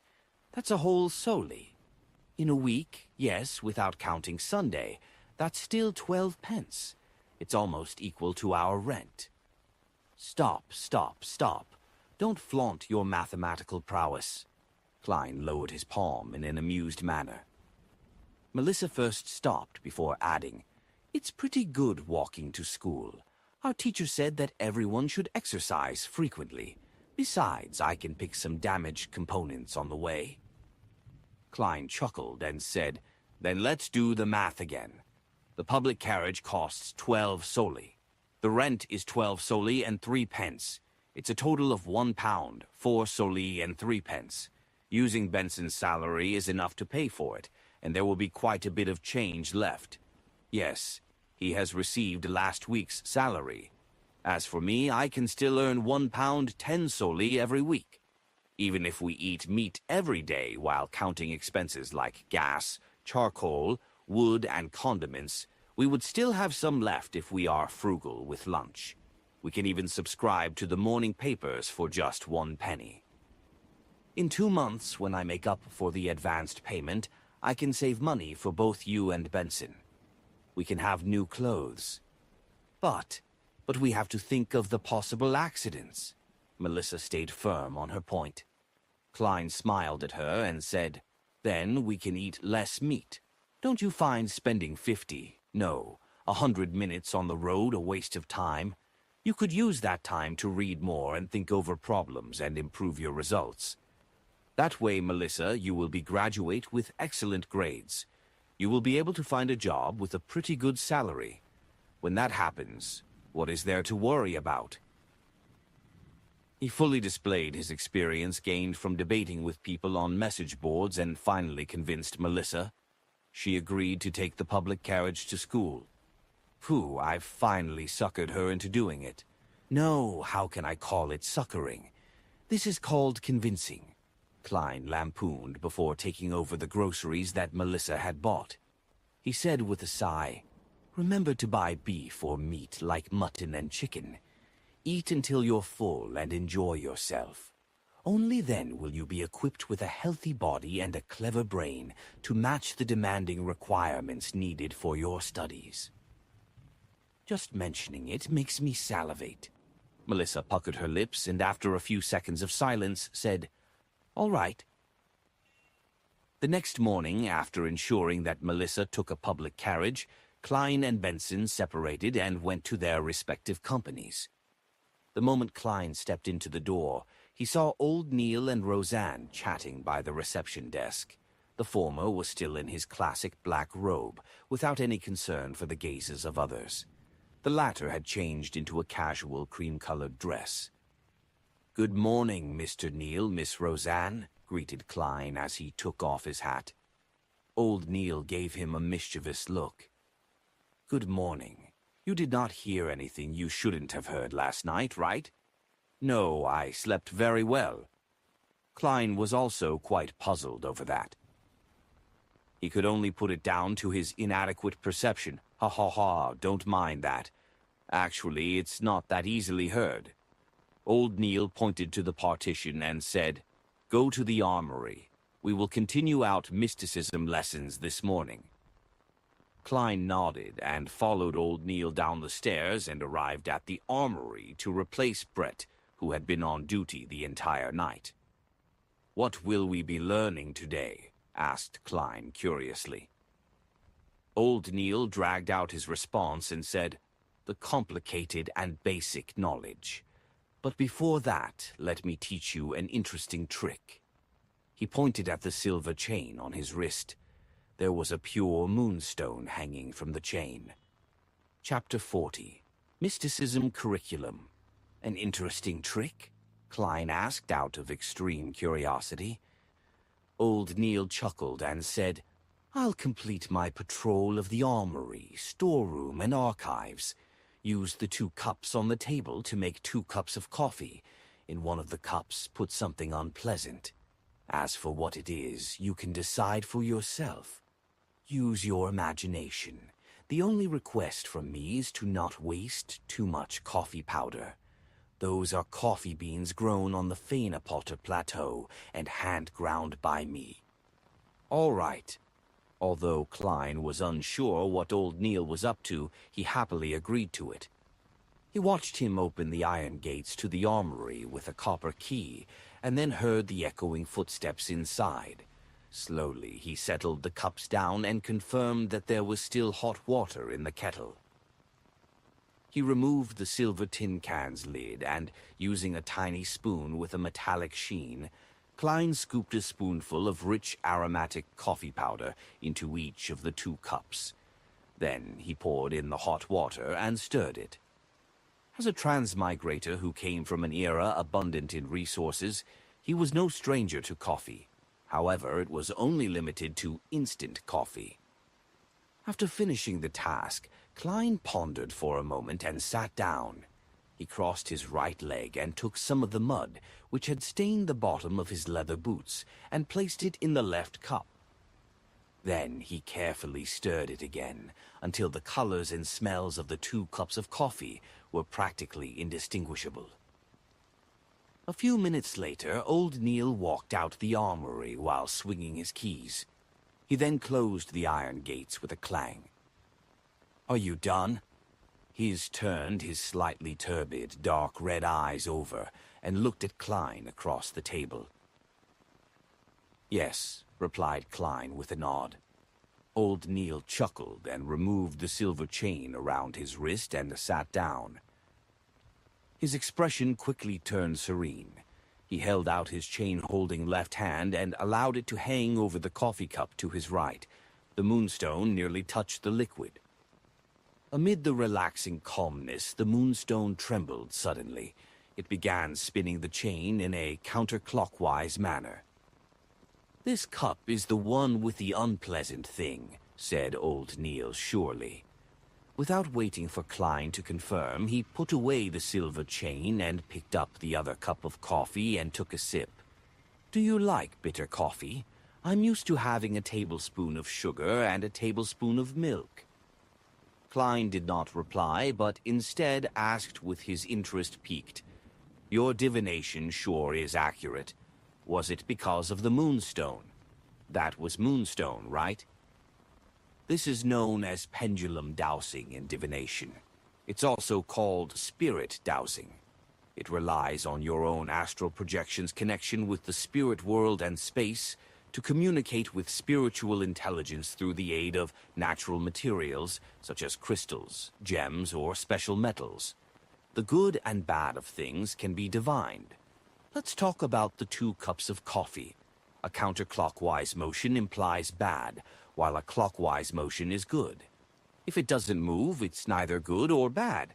You can write the statement on a piece of paper. Take note, it's a statement and not a question. Old Neil put down the cup of coffee and explained in detail.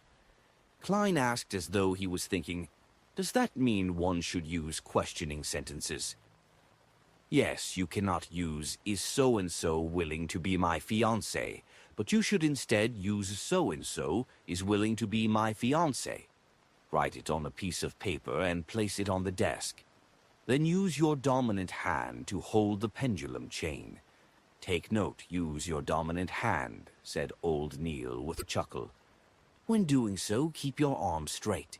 Adjust the chain's length and make the moonstone hang just above the piece of paper, to the point of almost touching what we wrote. Then, close your eyes and repeat the sentence 7 times in your mind. Open your eyes when you are done and see if the spirit pendulum turns or not. If it doesn't, close your eyes again and repeat the process until it moves." Klein nodded slightly and asked, "Counterclockwise means no, and clockwise means yes."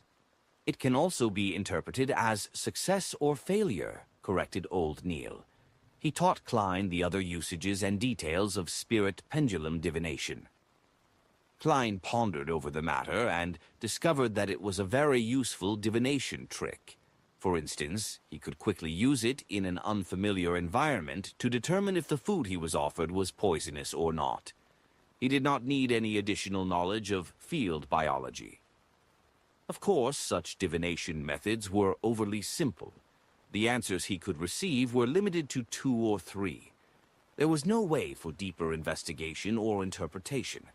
For example, although something could be harmful to the body, it could become very beneficial after some processing. An example was certain foods. They were indeed damaging to the body, but nothing serious. If one was on the brink of starving, eating it would not be a huge problem. These were things that spirit dowsing could not determine. "I will have to quickly save money to buy crystals or pure silver to create a spirit pendulum." Klein sighed. Old Neil looked at him in puzzlement. You can apply for one directly. This is standard issue for Beyonders, especially Beyonders like us who take on a support role.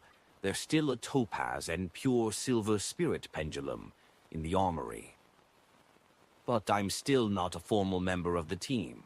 Klein's heart palpitated in excitement, but he felt a little hesitant. Old Neil chuckled and said, "For Beyonders, regardless of whether they are formal members or not, they have to be provided with conveniences in other areas, since there's no pay rise. Maybe the word perk is more suitable. I'll apply with Captain later." Klein clenched his fists secretly as he made up his mind. How was he to know if Captain would approve his request without trying? "All right," said Old Neil with a smile. "We can officially begin our mysticism curriculum. The basics consist of symbolism. Do you know what symbolism means?" Klein recalled the bits and pieces he had heard and the things he had seen and heard from his spirit world and the gray fog. He deliberated and said, "Regardless of the spirit world or the illusory stellar space, as well as the unknown realms, they are beyond our sensory world. It's not something that can be accurately described by the information our ears, nose, and eyes obtain. What we obtain are simply indescribable experiences and direct revelations. They also appear as abstract characters or pictorial symbols. These symbols represent different items and different meanings." "Very accurate, as expected of a seer." Old Neil nodded solemnly. "Only by grasping the ability to interpret the symbols can you really take the next step into the world of mysticism. Yes, the pictures on tarot cards and each of the elements in the pictures are symbols. They are man-made symbols that help us understand and interpret primordial revelations." He pulled out a piece of paper and picked up a fountain pen beside him. He drew a short curve. Following that, he added a few vertical lines beneath the curve. He looked up at Klein and asked, "Do you know what this symbol represents?" Klein looked at it for quite a while before saying hesitatingly, "Eyelashes." Old Neil exhaled. "This is the symbol of the Bumper Harvest constellation. This is the Thunderous constellation, and this is the Frost constellation." He casually drew a few more symbols.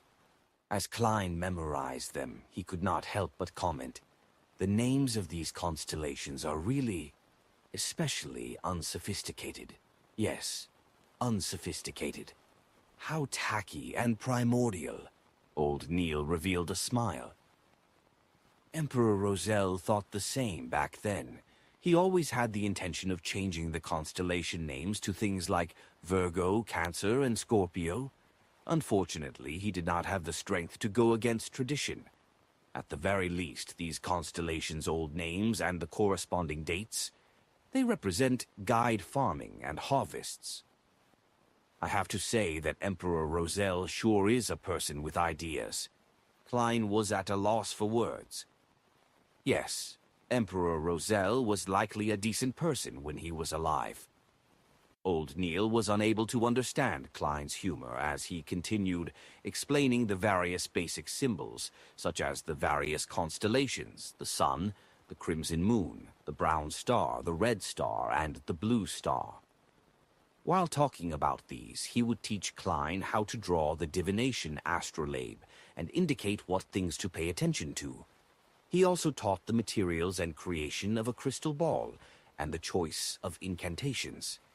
The teachings overwhelmed Klein. If not for his discovery that the seer potion had improved his memory slightly, he would have long asked Old Neil to stop to aid his digesting of the information. That's all for today's mysticism class. Think over it yourself and ask me if you have any questions. Old Neil took out a gold pocket watch and opened it with a snap to check the time. Do not forget to read the historical documents I prepared for you. To be frank, I feel fear seeing them. All right. Klein took the pieces of paper that were sketched with symbols by Old Neil. He quickly went through the mysticism knowledge he learned today to prevent himself from forgetting it. Old Neil took a sip of a newly brewed cup of coffee and said, "Memory itself won't do. You have to use if often. That way you can make the knowledge instinctual. Also, cogitation has to be carried on every day. Only more practice and usage will allow you to grasp the power of the potion, digging into the mysteries it hides away and removing its unpleasant effects." With this raised, Klein recalled acting and the divination club. He probed, "My potion's abilities are related to divination. Practicing by myself will not do. I need to make contact with lots of people and divine for them to quickly grasp it. I plan on joining the divination club after having some spare cash, the one on Howe Street in Northborough, to become a real seer." This was not something he could hide from the Nighthawks in the future. It was better to prepare them. He geeked. "Your idea is very similar to Daly's. She has always clamored to be a real spirit medium." Old Neil shook his head and laughed. "But why must you wait till you have spare cash? You can apply to Dunn and get him to approve of the expenses. Organizations like a divination club might also have cultists or members of evil organizations in them. As a civilian staff member of the Nighthawks and a standard Beyonder, your membership makes it easy for us to monitor them. It's part of the job. We would regularly monitor these places, but as we lack manpower, we can't keep watch on them for long. Now it can be handled to you." "I can do that." As he looked at Old Neil's serious expression, Klein was dumbfounded. "This is making an expense claim for private matters. I know nothing about such matters. Indeed, I'm just a keyboard warrior. You wish to use your own money to do this."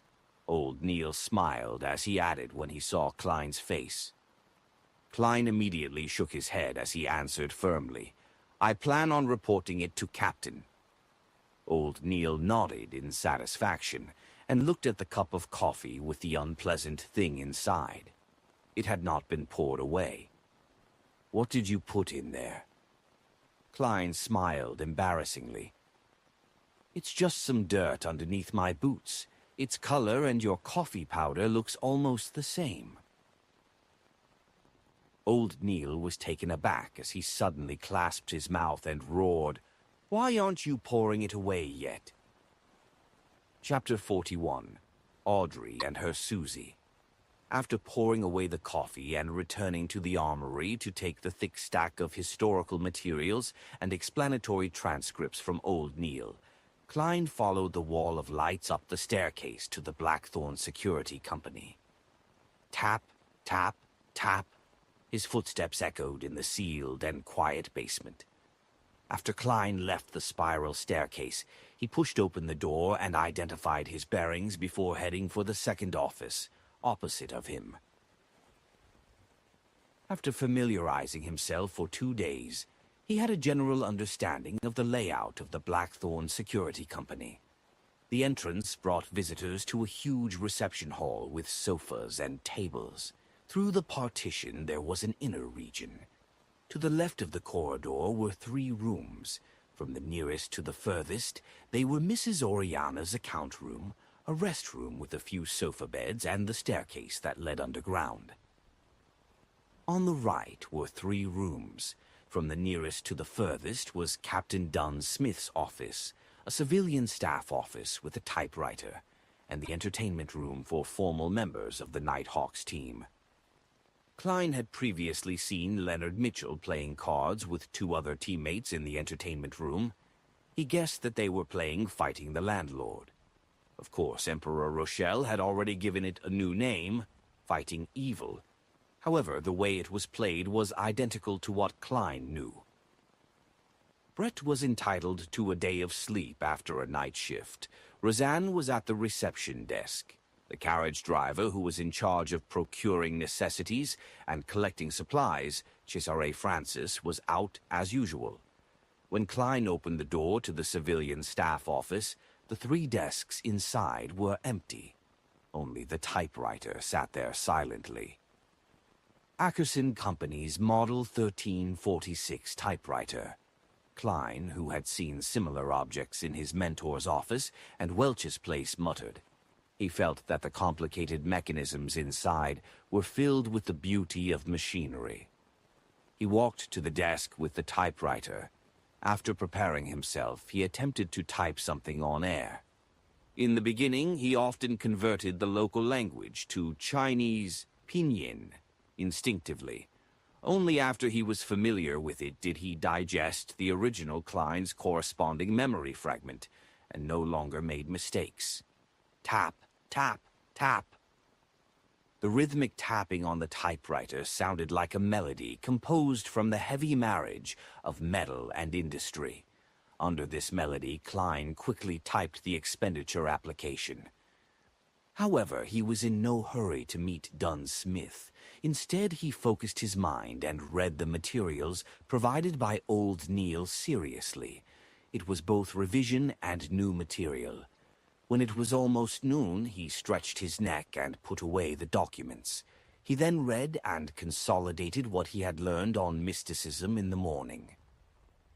Only after all that did he take his application to the office next door and knocked on the door gently. Dunn was waiting for lunch to be delivered. When he saw Klein hand him the document, the corners of his mouth curved up. "Did old Neil teach you this?" "Yes." Klein did not hesitate to betray old Neil. Dunn picked up his dark red fountain pen and signed it.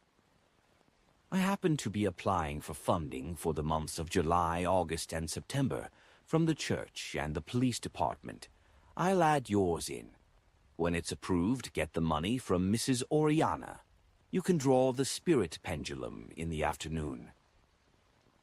"All right," Klein answered simply and vigorously. His tone and eyes were obviously filled with joy. Before bidding Dunn farewell, he asked casually, "Shouldn't the budget for July, August, and September be applied for by June?" "Why are you applying for July's budget only in July?" Dunn fell silent for a few seconds before sipping his coffee. "We encountered 3 cases in June. I was so busy that I forgot about it." As expected of Captain and his poor memory, Klein knew he had asked a question he should not have asked. He gave a chuckle before leaving immediately. With that, he began a simple but regular lifestyle. He would spend half an hour in the early morning cogitating. He would have 2 hours of mysticism lessons in the morning and an hour and a half of studying the historical documents. After lunch, he would take a short nap in the break room to regain his energy. Following that, he would draw bullets and head to the shooting club. After finishing his practice, he would stroll over to Welch's place, which was not too far. He would then change routes and return to Iron Cross Street. That way he could save on the carriage fees. If he had time, he would practice his spirit vision and spirit dowsing. On the way, he would buy groceries in a private chemistry laboratory equipped with apparatus and items. A tall, blonde Audrey was looking at the cup in her hand. There were countless bubbles, and it made the atmosphere serene. Finally, the liquid in the cup precipitated into a sticky silver substance. "Haha, I'm indeed talented in mysticism. I succeeded in 1 try. I was worried of failure and prepared 2 sets of materials," the girl muttered to herself in delight. She put away the items she took from her family's vault or exchanged them with others. She took a deep breath and prepared to close her eyes to drink down the spectator potion. At that moment, barking sounded from outside the laboratory. Audrey frowned instantly.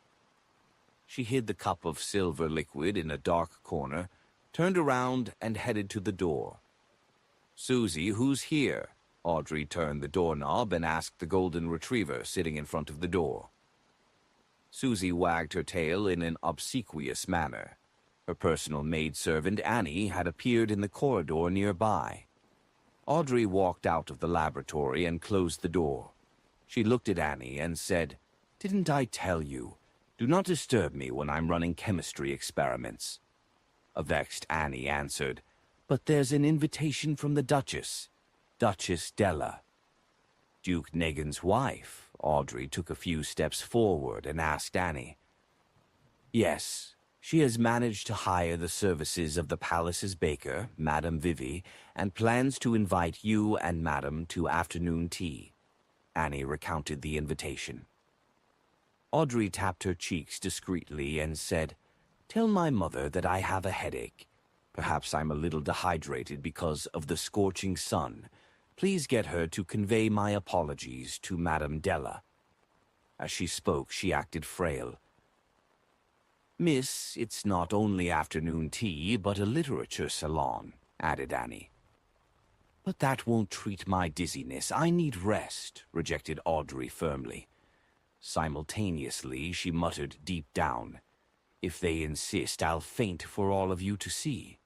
The etiquette teacher said that I can do it most perfectly. I think I heard something." "All right," Annie exhaled and said, "Do you need me to help you back to your room?" "There's no need. I'll clean up the laboratory first." Audrey was yearning to return immediately to consume the potion. However, she suppressed her impatience. She only returned to the laboratory's entrance when she saw Annie leave. Suddenly, she discovered that the golden retriever, Susie, who was waiting outside, was gone. Furthermore, the door to the laboratory was half opened. "I forgot that Susie can open doors with handles. What was that sound? Not good." Audrey heard crisp sounds coming from within. Suddenly, she came to a realization as she charged into the laboratory. All she could see was the cups shattered on the floor. Susie was licking the final drop of silver liquid. Audrey stood rooted at the entrance like a statue. Susie immediately sat down and looked at her owner innocently as she wagged her tail. In the seas beyond the Pritz harbor there was an island, perennially enveloped in storms. An ancient sailboat was docked at its harbor. A blond man dressed in a robe with lightning patterns was looking at Alger Wilson, opposite to him. He asked, perplexed, "Alger, you could have returned to the kingdom and become a captain of a mandated Punisher team or a reputable bishop. Why did you choose to voyage out into sea and become the captain of the Blue Avenger?" Alger wore a stoic expression on his rough face. He replied solemnly, "The sea belongs to the storm. This is the Lord's kingdom. I'm willing to abide by the Lord's will and monitor this area of his kingdom." "All right." The blond-haired man clenched his fist and struck his chest. "May the storm be with you." "May the storm be with you," Alger replied with the same standard salute. He stood on the deck with a few sailors and watched his companions leave the boat, walking into the distance. "Science you do not understand because you do not know enough," Alger muttered silently. Meanwhile, Audrey finished her second concoction in a panic-stricken state. Seeing that the silver potion looked nothing different from before, she was nearly moved to tears. Gulp. She quickly drank down the spectator potion. Friday. A storm befell Tingen. The heavy rain pounded on the windows of every household. Inside the Blackthorn Security Company, Klein, Roseanne, and Brett sat on the sofa in the reception hall and enjoyed lunch. As there was only a kettle for boiling water, there was no way to heat up leftovers. Klein could not eat rye bread every day or take the carriage home every day. If he did that, he would have to walk from Iron Cross Street to Welch's place in the afternoon and consider taking a carriage back. It was a waste of money. Therefore, he began joining Roseanne and his colleagues in eating the so-called office rations. The nearby Old Will's restaurant would punctually send a waiter at 10:30 every day. He would ask for their orders, and after determining the quantity, he would send it over at 12:30. The food was contained in what resembled meal boxes. At 3, he would return to take their orders for dinner and take back the utensils. The rations included meat, vegetables, and bread. Although the quantity was lacking, it was barely sufficient to fill a person. A cost of a meal ranged from 7 to 10 pence, depending on the different premium levels. Klein would always thicken his skin and order the meal costing 7 pence. Typically, there was half a pound of wheat bread, a tiny piece of meat cooked in different ways, a ladle of thick soup with vegetables, and tiny bits of butter or margarine. "We actually only have one Nighthawk here today," Roseanne said as she delivered a spoonful of thick soup into her mouth. "I heard that a case with cultist elements is going on in Golden Indus. Therefore, the police department has requested for 2 Nighthawks," Brett said as he put down his bread. Klein used the remaining wheat bread and dabbed it into the last bits of meat juice before stuffing it into his mouth. He did not say a word. Under his left sleeve there was a silver chain with a topaz hanging. At that moment, knocks sounded outside the half-closed main door. "Please come in." Roseanne was taken aback as she put down her spoon. She quickly used a handkerchief to wipe her mouth and stood up. The door was pushed open as a man in a halved top hat came in. The left shoulder of his black formal suit was drenched. The sides of his hair had grayed. He put away his umbrella and said to Klein and company, "Is this the former small mercenary squad?" "You can say that," answered Roseanne like clockwork. The lanky man coughed and said, "I have a mission request. Chapter 42. Butler Klee. A mission request. You probably came to the wrong place. This security company's signboard is really nothing but a signboard." Klein immediately held back his urge to lampoon when he heard the visitor. How he yearned for there to be a message board and a screen for him to share his thoughts. But he soon realized that he had once asked a similar question. The captain's answer was that they could take on jobs if they were free. The money earned could be used as funding for the team's petty cash account and bonuses for the participants. Roseanne's eyes darted around as she thought for a moment before saying, "Our security personnel are all out on missions. The fastest it will take for them to return is an hour. If your matter isn't urgent, you can consider our services." Among the 6 formal Nighthawk members, Captain Dunn Smith had been invited to the cathedral by the bishop for some unknown discussion. Leonard Mitchell was guarding Chanis Gate in his place. Corpse Collector Fry and Sleepless Royale. Rydeen had already headed to the Golden Indus Borough to assist the police in the investigation of a robbery case with cultist inklings. Sleepless Kenley White was on leave, while Midnight Poet Sika Tron had gone to Raphael Cemetery in the north suburb for a daily patrol. As for the remaining 2 Beyonders, old Neil was frail and too advanced in his years. He had not taken any missions in a long time. Klein was still a novice and was truly inadequate in various aspects. They are all out. With one hand holding his umbrella, the lanky man's expression turned gloomy as he took off his hat. He bowed and said, "Sorry for intruding. Goodbye." He turned around and walked out. He went down the stairs and left 36 Suitland Street amid the spattering rain and howling winds. What a bloody pity. Roseanne watched the man left and sighed regretfully. Although she would not have gotten any share of the commission, she definitely would have been able to partake in a sumptuous meal. There's nothing we can do about it. Chanis Gate needs someone watching it all the time. Klein put down his cutlery in satisfaction. Even though he did not like the soup mixture of turnips and vegetables, he still drank it clean.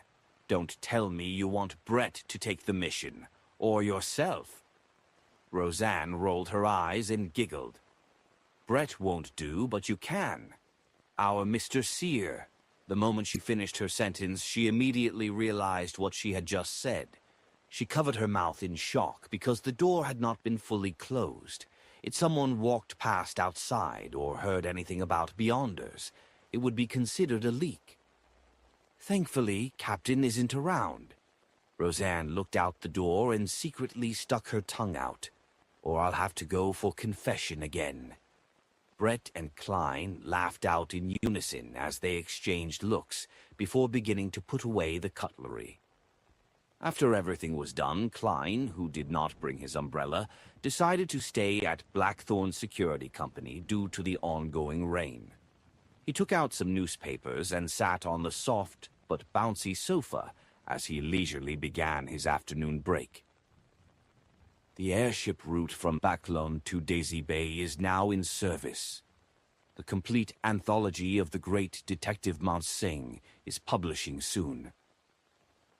An advertisement for Lagolas weapons, a standard model revolver carrying 6 bullets, costs £3 and 10 soldi. A double-barrel gun costs £2.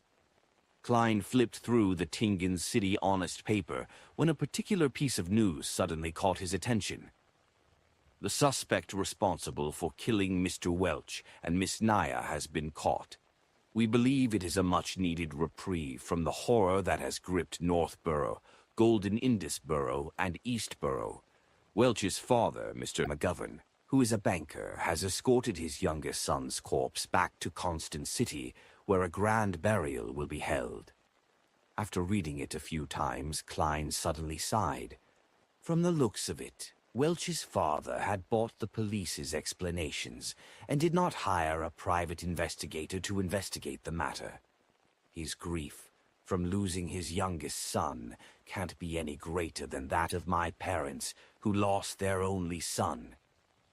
In a sullen mood, Klein sat there motionless for a long time. He neither found it odd that he was not invited to Welch's and Naya's burials, nor did he feel depressed. Once everything calms down, I'll find a chance to offer a bouquet of flowers to their graves. Klein was about to take a nap in the break room when a knock came from the door of the reception hall again. "Please come in."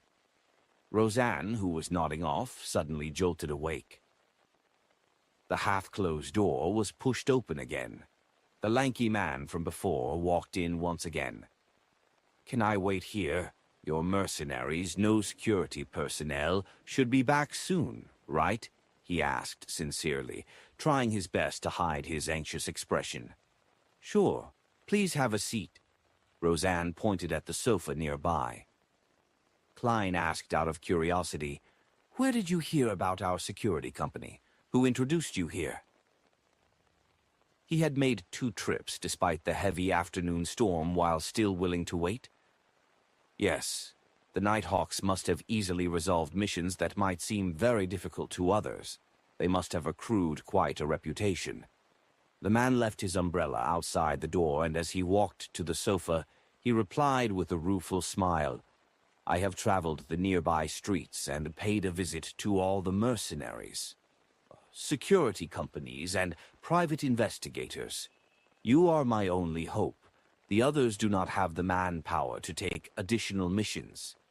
To be frank, if not for the waiter that delivers meals, I really did not imagine that there was another security company here." "It's completely different from what I imagined." Klein was stunned. Roseanne interjected with a question. "They are very busy. Are there that many missions?" The man sat down and sighed. "You are a mercenary team, no, a security company. I believe you must have heard of the armed burglary murder at Howes Street?" "Howes Street.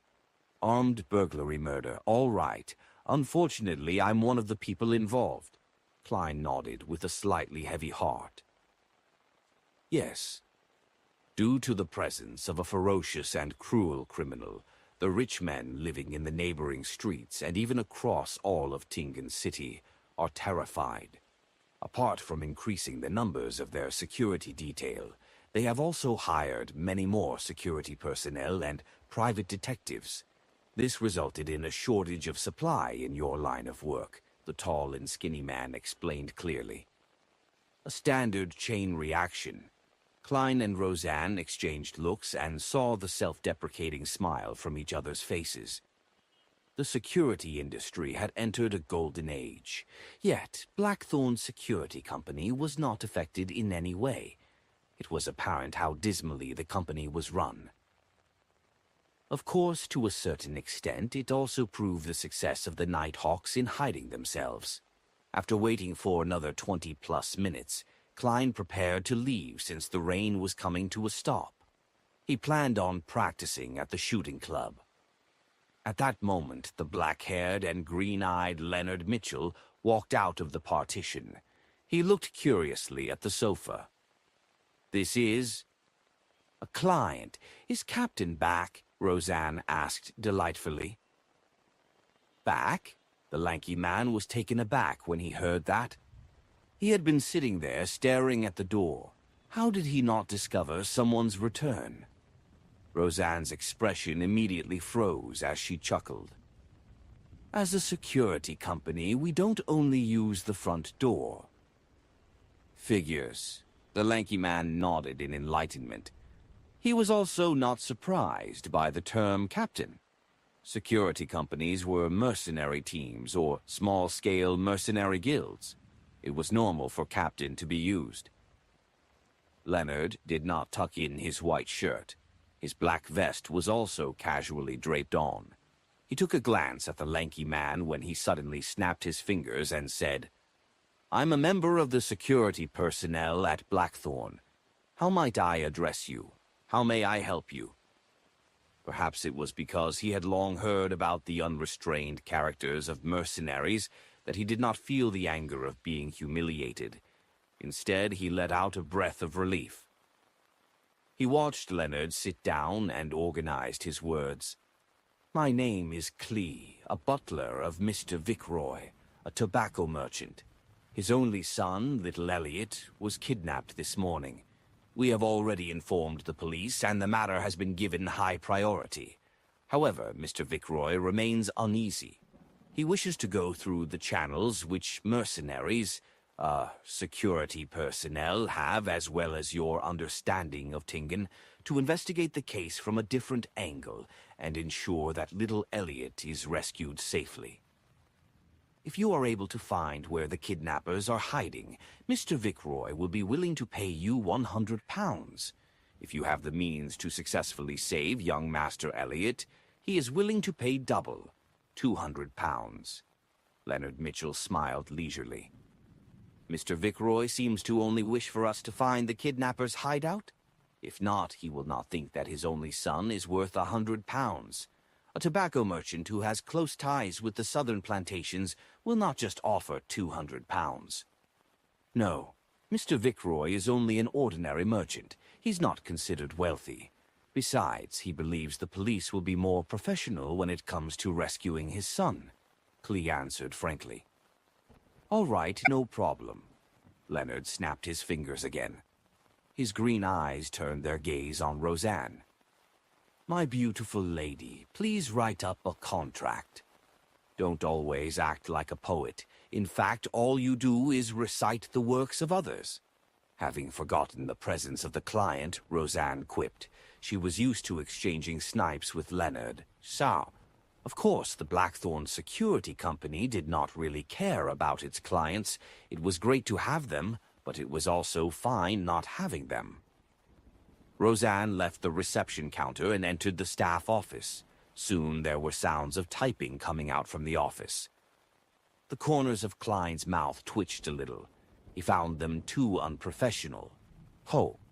There was no standard template for a contract. This sure is tragic. And more saddening is the fact that I'm working at such an unprofessional company. The moment these thoughts arose in him, Roseanne completed a simple contract that had only a few clauses. Then Clee and Leonard Mitchell signed it. After Clee stamped it, she took the contract and returned to the accounting room and got Mrs. Oriana to stamp it with the Blackthorn Security Company logo, something that was actually useless. Dunn typically handed it to Oriana for safekeeping. On Sunday, it would be passed to Roseanne and company. "I'll wait for your good news." After receiving one copy of the contract, Clee stood up and bowed with his hat off. Leonard did not respond. He seemed to be in deep thought. He suddenly turned his head toward Klein and revealed a smile. "I need your help." Ah, Klein was taken aback. I mean, you and I can finish this mission together. The corners of Leonard's mouth curved up slightly as he explained. I'm good at combat shooting, climbing, sensing, and chanting, and taking on some support roles. But that does not include looking for people. You don't expect old Neil to go out in such weather, right? When he said sensing, his voice was lowered to a mumble that Klein could barely hear. All right. Klein did have the urge to attempt his new wild abilities, while also feeling a little wary toward Leonard Mitchell. Phew, let's hope it will be completed successfully. I wonder how useful my seer abilities will be. He wondered with some anticipation. Chapter 43. Search. While looking at Klein, Leonard smiled and nodded. Then, do you need anything from them? He had cooperated with old Neil and company numerous times, so he naturally knew that divination required a medium, especially when the person being divined was not present. Klein thought for a moment before saying to Klee, I need some of Elliot's recent clothes which have not been washed or starched. It would be better if you have any accessories he used to wear on him. He tried to choose ordinary mediums, not something that would normally invite questions. But even so, Klee wore a look of puzzlement. Why? After his question, he added, I have a picture of young Master Elliot on me. Why? Because we are divining his location. Klein was momentarily at a loss for an answer. If he answered truthfully, ignoring the fact that it violated the confidentiality clause, Klee would likely storm out immediately and rip apart the contract while cursing, This bunch of cheats. If that works, why don't I find the most famous spirit medium in AWWA County? By the side, Leonard Mitchell chuckled and said, Mr. Klee, my partner, colleague, rears a unique pet. Its sense of smell is sharper than a hound's. That's why we need clothes that little Elliot wore, and items he used to wear on him to aid us in finding him. As you know, clues typically bring you to a general region. As for the picture, we would need it too. Both of us need to know what little Elliot looks like. Klee accepted the reason by nodding slowly. Will you be waiting here, or will you be going with me to Mr. Vickroy's residence in the city? Let's go together. It saves time, replied Klein simply. Not only was he eager to try out his abilities as a Beyonder, but he also wanted to save the child. All right, the carriage is downstairs. As Klee spoke, he took out a black and white photograph and handed it to Leonard. It was a picture of Elliot Vickroy alone. He was about 10 years old with rather long hair that nearly covered his eyes. There were obvious freckles on his face, and he did not seem to stand out. Leonard glanced at it and handed it to Klein. Klein took a careful look and placed the photograph into his pocket. Then he took his cane and put on his hat. He followed the two out of Blackthorn Security Company and boarded the carriage downstairs. The carriage's interior was rather spacious. It was lined with thick carpet and a tiny table to rest items on. As Klee was around, Klein and Leonard did not say a word. They quietly took in the experience of traversing the pooling roads in a carriage. The carriage driver is quite good. Leonard broke the silence after some time with praise and a smile. Yeah, Klein answered perfunctorily. Klee forced a smile and said, Your compliments are his honor. We will be there soon. As they were afraid of alerting the kidnappers, the carriage did not stop at the Vickroy's residence. Instead, it stopped at the side of a nearby street. Klee held an umbrella and returned along. After waiting for some time, Leonard talked to Klein again. My surmise the last time was not without a goal. I was just trying to tell you that the notebook will definitely appear again. Perhaps it might be soon. That really isn't a happy surmise. Klein used his chin to gesture towards the carriage driver outside, indicating that he did not wish to discuss sensitive topics with outsiders around. Leonard whistled and turned his head to look out the window. He saw raindrops streak across the glass, leaving behind blurry marks. It made the world outside a complete blur. After a while, Klee returned with a bag of items. Since he walked in a hurry, the edge of his trousers were soiled and his shirt front was slightly wet. "These are the clothes young Master Elliot wore yesterday. This is the storm amulet he used to wear." Klein took it and glanced at it. He discovered it to be a miniature gentleman's formal suit, a small shirt, vest, bow tie, etc. And the storm amulet was made of bronze. It was carved with symbols representing gales and sea waves, but they did not trigger Klein's perception. "I'll recount in detail the incidents leading up to young Master Elliot's kidnapping. Hopefully it will let you find him easier." Klee sat down and described the nightmare that happened in the morning, hoping that the helpers he went through great trouble to hire would be of help. Klein and Leonard held no interest in the specifics. All they cared about was the number of kidnappers, if anything unusual had happened, or if they had any weapons. 3. Normal, armed with firearms. After obtaining the desired information, they bade Klee farewell and hired a two-wheeled light carriage. Unlike public carriages, private hire carriages were either four-wheeled or two-wheeled. They were charged either by time or distance. The latter was at 4 pence a kilometer in the city and 8 pence a kilometer outside. The former cost 2 soldi per hour or part thereof. After the first hour, there were additional charges of 6 pence every 15 minutes. In inclement weather, or if the customer needed to go faster, the fare could even be higher. Klein had heard from Isaac that in the capital, Backlund, these carriage drivers were famous for quoting outrageous prices. To him, taking a private carriage was quite a luxury. However, he did not need to worry about this at the moment, since Leonard had tossed 2 1-soldi notes to the carriage driver. "Charge it by the time." After Leonard gave his instructions, he closed the carriage's door. "Where are you going?" The carriage driver was delighted and puzzled as he held the 2 notes. "Wait a moment." Leonard cast his gaze at Klein. Klein nodded slightly and took out Elliot's clothes.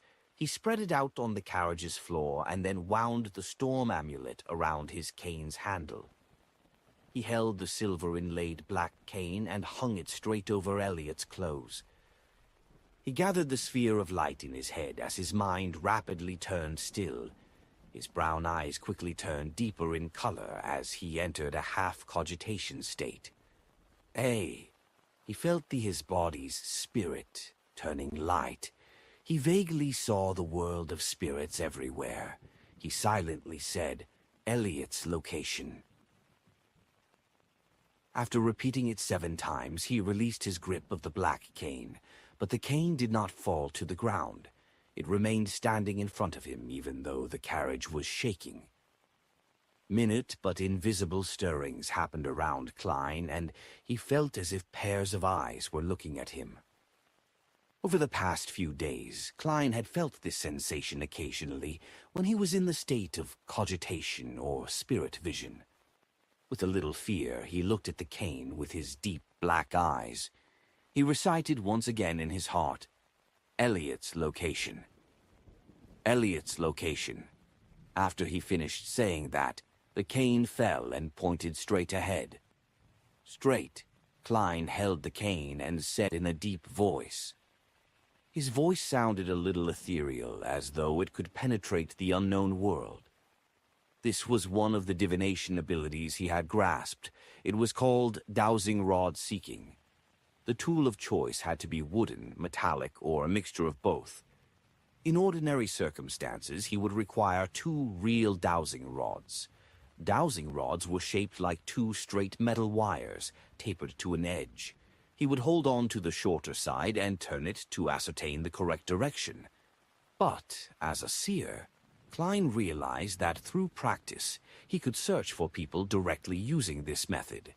He could also use his cane as a replacement for dowsing rods. The direction in which the cane fell was the direction of the item he was seeking. As for the Antigonus family's notebook, Klein could not remember it at all. Without the slightest impression, there was no way for him to find it. "Oh, go straight," Leonard instructed the carriage driver loudly. "We will tell you when there's a need to turn." The carriage driver did not understand why that was necessary, but the notes in his pocket and the willingness of his passengers to hand over the money kept him quiet. He chose to follow the strange instructions. The carriage proceeded slowly, passing through one street after another. Midway, Klein used dowsing rod, seeking to correct their direction. After the carriage circled a building once, he finally determined that Elliot was inside. It had only been 30 minutes since they bade Clee farewell. After sending off the cane, Klein did not continue using Elliot's clothes. Instead, he placed the cane, entwined with the storm amulet, directly onto the ground. His eyes turned dark once again as the raindrops around him suddenly spun in place. The cane fell to the front with a slant. Klein pointed at the staircase and said, "There. At times I really envy old Neil. Similarly, I envy you now." Upon seeing this scene, Leonard smiled with a sigh. Klein shot him a glance and replied with a calm tone, "This is nothing difficult. If you are willing to learn, you would definitely be able to master it. Your perceptivity should be very high, right?" Leonard nodded and chuckled. "That's not something good." He quickened his pace and walked into the building amid the ending rain. Klein was afraid of drenching his formal suit, so he jogged in tow. The building only had 3 stories. It was similar to a unit block from Earth. The entrance to each floor was situated along the flight of stairs. There were only 2 units on per floor. Klein used dowsing rod seeking on both the first and second floors, but the cane remained still while pointing upward. The 2 of them quieted their footsteps and arrived at the 3rd floor. Klein once again placed the black cane on the floor. Whoosh! A breeze blew across the stairs as his pupils changed colors. The darkness seemed like it could suck the souls of people. Whoosh, whoosh, whoosh! Sobs seemed to sound out around them. Klein relaxed his palm as the cane with the entwined storm amulet magically stood erect. He silently read Elliot's location again. He watched his black cane drop silently as it pointed to the right room. They should be in there. While Klein picked up his cane, he tapped his glabella twice. Various colors saturated as he looked at the right room. He saw all sorts of auras inside. 1, 2, 3, 4. 3 kidnappers and 1 hostage. The numbers match. One of their auras is short. It's likely Elliot. Mr. Cleese said that they have 2 hunting rifles and a revolver, Klein whispered. Leonard chuckled. "Let me recite a poem for them. Why be a kidnapper? Why can't you happily be civilized person?" He put down the bag with Elliot's clothes and took 2 steps forward. His expression suddenly turned serene and melancholic. His magnetic and deep voice gradually sounded. "Oh, the threat of horror, the hope of crimson cries. One thing at least is certain, that this life flies. One thing is certain, and the rest is lies. The flower that once has bloomed forever dies." Chapter 44. Fate. Leonard's singing sounded like a lullaby as it lightly resounded through the doors and into the winding wooden stairwell. Klein's mind immediately turned torpid. He felt like he saw a silent moonlight and serene rippling lake. His eyelids rapidly turned heavy as if he were about to fall asleep standing. Amid these indistinct sensations, he also felt a strange, formless, and indifferent focus on his back. It felt like he was wandering the spirit world himself. baffling sense of déjà vu suffused as Klein suddenly found his train of thought once again. With his strong spiritual perception and extreme familiarity with cogitation, he barely escaped the influence of the midnight poem. However, he remained serene and could hardly evoke any emotions. Soon, Leonard stopped singing as he turned his head with a smile. "Oh, I'm considering asking Captain's permission to apply for a Faina Potter lute. How can there not be an accompaniment when singing?" I'm just kidding. I can hear them asleep." The black-haired, green-eyed Nighthawk, with his poetic vibe, took a stride forward and walked to the door that separated them from the kidnappers and hostage. He suddenly moved his shoulder and threw a punch at the door's lock. Crack! The wooden board around the lock shattered in a muffled manner. "This requires precise control." Leonard turned his head and smiled. He then reached his hand into the hole and opened the door. Klein, who had regained consciousness, was not as confident as him. He reached under his armpit, drew his revolver, and turned the cylinder, making sure that he could shoot at a moment's notice. As the door swung back, he saw a man sleeping on a table with a gun by his feet. Another man was rubbing his eyes in a daze while trying to stand up. Bam! Leonard slid forward and struck the awakening kidnapper unconscious. Klein planned to enter as well when he suddenly sensed something. He turned around abruptly and faced the stairwell. Tap, tap, tap. Footsteps were approaching from below. It became clear that something was a hatless man in a brown coat circling the stairwell in his progression toward the third floor, while hugging a paper bag of bread. Suddenly he stopped. He saw a gun's barrel aiming at him with a metallic luster. His pupils reflected a young man dressed in a halved top hat, black formal suit with a bow tie of the same color. It also reflected the cane which rested along the rail and the dangerous revolver. "Do not move. Raise your hands. 3, 2, 1. Klein's tone was deep but relaxed. He held the revolver with both hands as he tried to imagine the man as a target from his practice. Amid the tense atmosphere, the man in the brown coat threw the bag of bread and slowly raised his hands. "Sir, is this a kind of a joke? Has there been a misunderstanding?" He stared intently at the finger that Klein had placed on the trigger as he forced a smile. Klein was temporarily unable to determine if he was an accomplice or a neighbor, but he did not reveal any abnormalities. He said in a deep voice, "Do not attempt to resist. Someone will determine if it's a misunderstanding in a while." At that moment, Leonard, who had finished handling the kidnappers, walked out and noticed the man in the stairwell. He said leisurely, "So the kidnappers have another accomplice responsible for buying and delivering food." Upon hearing this, the man's pupils constricted as he suddenly raised his foot and kicked the bag of bread up in an attempt to block Klein's vision. Seemingly unaffected, Klein coldly pulled the trigger like his usual training. Bang! Blood burst out from the man's left shoulder. He tumbled to the ground and attempted to escape from the second floor. However, Leonard had already reached his hand towards the handrail before leveraging himself to jump over. With a dull thud, Leonard landed on the man from above. The man fainted as Leonard swatted away some of the blood that had splattered on him. He looked up at Klein and chuckled. "Nice shooting." "I was trying to hit his legs." The corner of Klein's mouth twitched in an indiscernible manner as he caught a whiff of the smell of blood. He discovered that despite not having any enhancements to his visual, auditory, or tactile senses after consuming the seer potion, he could still see obstructed objects and hear faint footsteps, allowing him to take preemptive judgment. Was this in the scope of spiritual perception?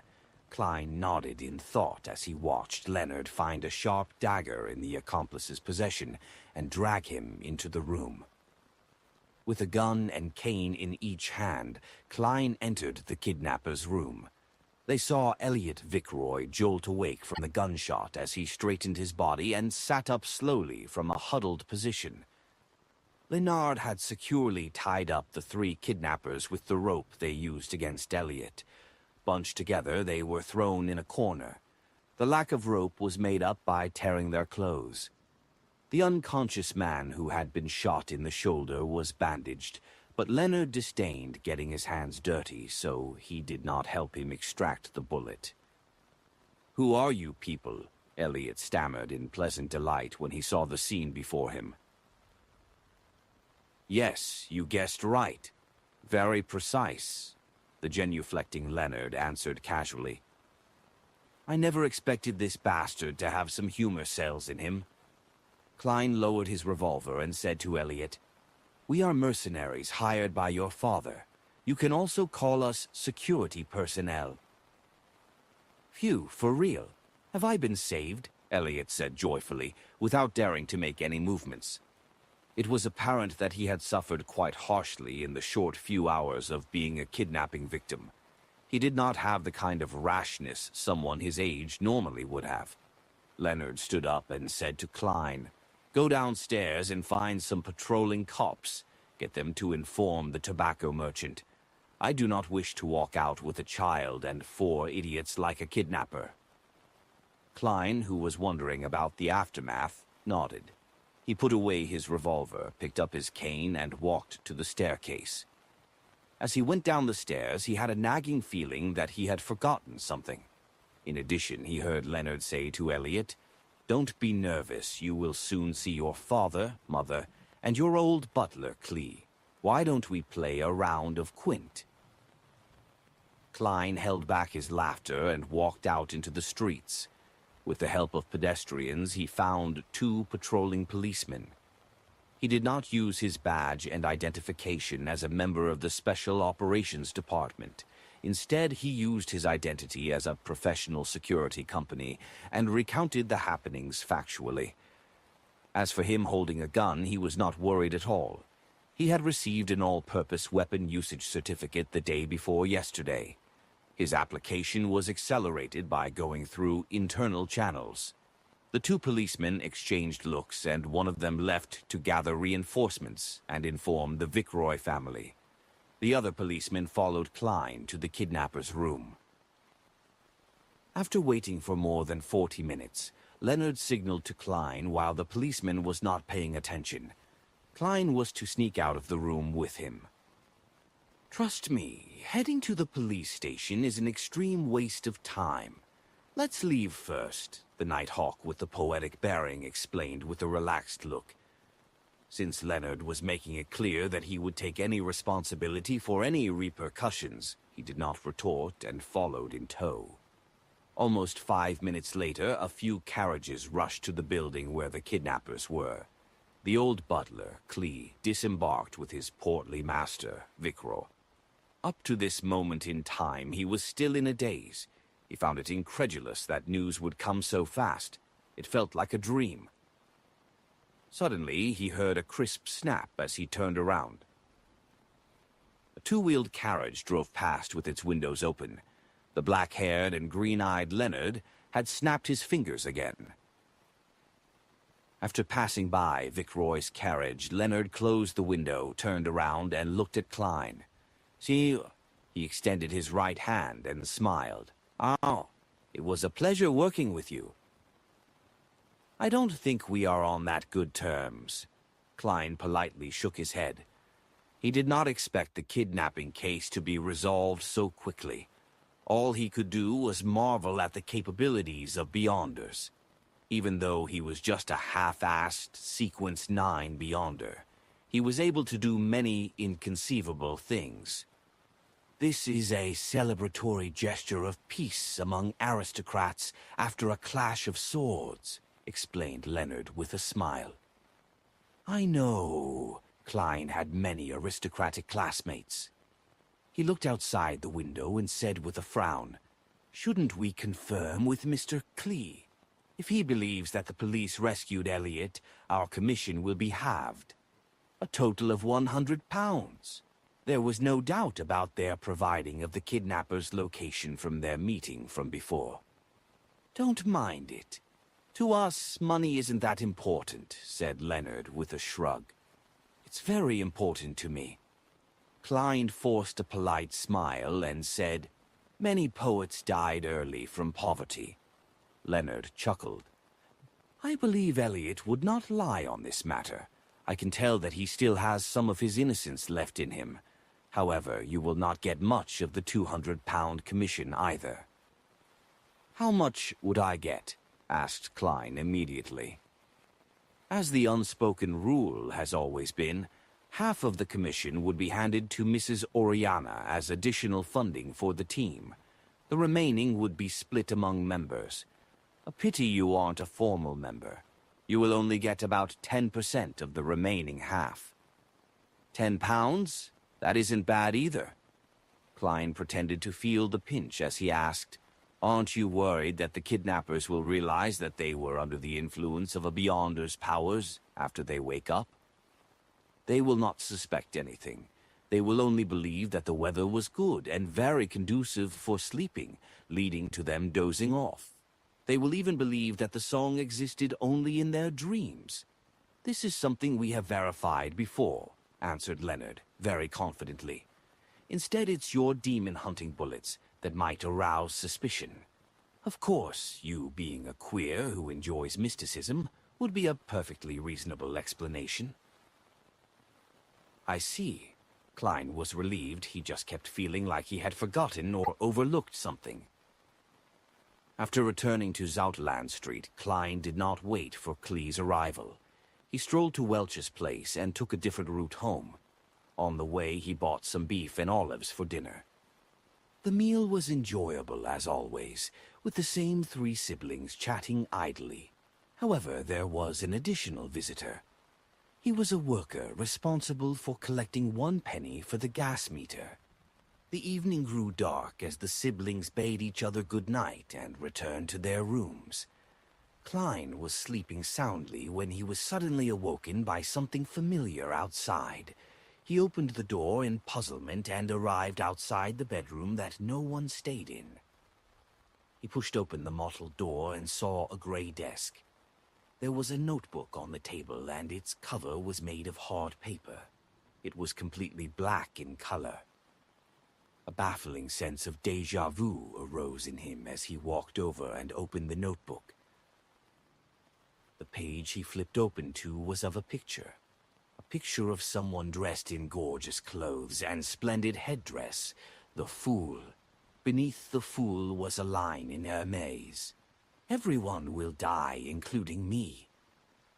Horror gripped Klein's heart as he suddenly realized that the corner of the Fool's mouth was curving up. He sat up in shock as he saw crimson moonlight penetrate his curtains. He saw his bookshelf and desk and the silhouette of his own bedroom. He realized that he had had a nightmare. As a seer, he knew what dreams typically portend. Therefore, he began to seriously search through his recollections.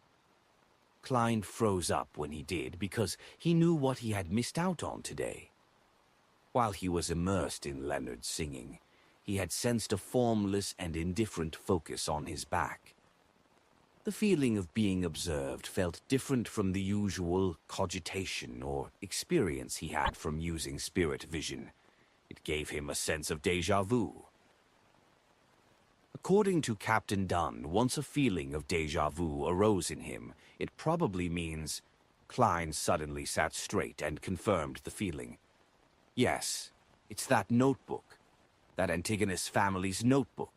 Chapter 45, Returning.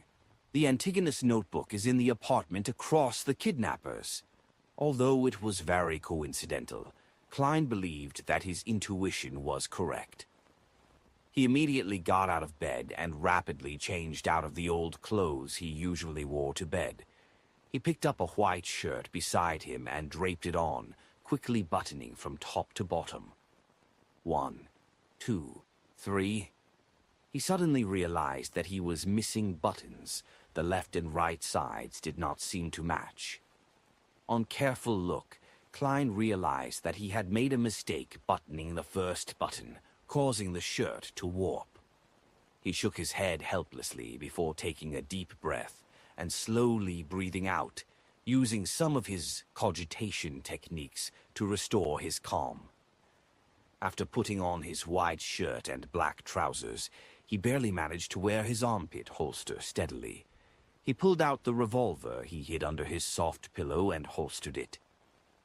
Without time to tie a bow tie, he draped his formal suit on, and with a hat and cane in each hand, he walked to the door. After putting on his halved top hat, Klein gently twisted the door handle and walked into the corridor. He carefully closed his bedroom's wooden door and sneaked downstairs like a thief. He used a fountain pen and paper in the living room to leave a note, informing his siblings that he had forgotten to mention that he had to be early for work today. The moment he was out the door, Klein felt a cool breeze and his entire being calmed down. The street in front of him was dark and silent without any pedestrians. Only the gas lamps illuminated the streets. Klein took out his pocket watch from his pocket and snapped it open. It was just 6 in the morning and the crimson moonlight had not completely faded away. However, there was a hue of sunrise over the horizon. He was just about to seek out an expensive for-hire carriage when he saw a 2-horse, 4-wheeled, trackless carriage approaching him. Oh, there are public carriages this early in the morning. Klein was puzzled as he went forward and waved for it to stop. "Good morning, sir." The carriage driver stopped the horses skillfully. The ticketing officer beside him had his hand to his mouth while yawning. "To Zouteland Street." Klein scooped out 2 pennies from his pocket and 4 halfpence. 4 pence, the ticketing officer replied without any hesitation. After paying for the ride, Klein got onto the carriage and found it empty. It exuded a clear loneliness amid the dark night. "You are the first one," said the carriage driver with a smile. The 2 brown horses widened their pace as they proceeded briskly. "To be honest, I never imagined there to be a public carriage so early in the morning." Klein sat near the carriage driver and made idle chatter to divert his attention and relax his tense mind. The carriage driver said in a self-deprecating manner, "From 6 in the morning to 9 at night, but all I earn is £1 a week." "Are there no breaks?" inquired Klein in bafflement. "We take shifts to rest once a week." The carriage driver's tone turned heavy. The ticketing officer beside him added, "We are in charge of plying the streets from 6 to 11 in the morning. Following that, we have lunch and an afternoon break. Near dinner time, which is 6 in the evening, we replace our colleagues. Even if we do not need rest, the 2 horses will need it." It wasn't anything like that in the past. There was an accident that should not have happened. Due to fatigue, a carriage driver lost control of his carriage and it toppled. It resulted in us having shifts. Those bloodsuckers would never become this kind so suddenly otherwise. The carriage driver scoffed. Under the illumination of dawn, the carriage drove towards Zouteland Street and picked up 7 to 8 passengers on the way. After Klein was less tense, he did not converse further. He closed his eyes and recalled the experiences from yesterday, hoping to notice if he had forgotten anything. By the time the skies were bright when the sun was fully up, the carriage finally arrived at Zouteland Street. Klein pressed his hat with his left hand and briskly jumped off the carriage. He quickly stepped into 36 Zouteland Street and arrived outside Blackthorn Security Company after going up the flight of stairs. The door was still closed and had yet to open. Klein took out the ring of keys by his waist and found the corresponding brass key and inserted it into the keyhole and twisted it. He pushed forward as the door slowly opened. He saw the black-haired, green-eyed Leonard Mitchell sniffing at a recently popular cigarette. To be honest, I prefer cigars. You seem to be in a rush, the poet-like Nighthawk asked in a relaxed and cozy manner. Where's Captain? Klein asked instead of answering. Leonard pointed at the partition. He's in the office. As an advanced sleepless, he only needs 2 hours of sleep in the day. I believe it's a potion those factory owners or bankers would like the most. Klein nodded and quickly passed through the partition. He saw that Dunn Smith had opened the door to his office, and he was standing at its entrance. What's the matter? Dressed in his black windbreaker, he held a gold-inlaid cane with a solemn and stern expression. The feeling of déjà vu came to me. It should be the notebook, the Antigonus family's notebook. Klein tried hard to make his answer clear and logical. Where was that? Dunn Smith's expression did not have any obvious changes. However, Klein's intuition told him that a clear and invisible stir had happened in him. This was possibly a flash of his spirit or a change in his emotions. It's at the place Leonard and I saved the hostage yesterday, opposite the kidnapper's room. I didn't notice it back then until I had a dream and received a revelation. Klein did not conceal anything. From the looks of it, I missed out on making huge contributions. Leonard, who had walked to the partition, chuckled. Dunn nodded slightly as he instructed, with a solemn expression. Get Kenley to replace old Neil's watch of the armory. Let old Neil and Fry come with us. Leonard stopped acting frivolous as he immediately informed Kenley and Fry, who were in the Nighthawk's entertainment room. One of them was a sleepless, and the other was a corpse collector. 5 minutes later, the two-wheeled carriage that came under the jurisdiction of the Nighthawks began driving down the sparse streets in the morning. Leonard wore a feather hat, a shirt, and a vest. He stood in as the carriage driver, lashing out a whip from time to time, sending out a crisp crack. Inside the carriage, Klein and old Neil sat on one side. Facing them were Dunn Smith and Fry. The corpse collector's skin was so white it looked like it either had not been under the sun in a very long while, or he had a severe blood deficiency. He looked to be in his 30s with black hair and blue eyes. He had a high nose bridge and his lips were very thin. He had a cold and dark demeanor and had a faint smell from often touching corpses. Repeat the situation again in detail. Dunn adjusted the collar of his black windbreaker. Klein stroked the hanging topaz in his sleeve as he began from their mission commissioning until the dream. By the side, old Neil chuckled. Your fate seems to be entwined with that Antigonus family's notebook. I never expected you to meet it in such a manner. That's right. Isn't this too much of a coincidence? Thankfully, Leonard just mentioned that there was no indication of hidden factions of mysterious powers at play from the preliminary investigations of Elliot's kidnapping. It was solely a crime motivated by money. Otherwise, I would really suspect if someone had deliberately arranged for this to happen. Klein found the situation rather curious. It was too coincidental. Dunn did not express his ideas as he was in deep thought. Likewise, corpse collector Fry maintained his silence in his black windbreaker. Only when the carriage stopped at the building mentioned by Klein was the silence broken.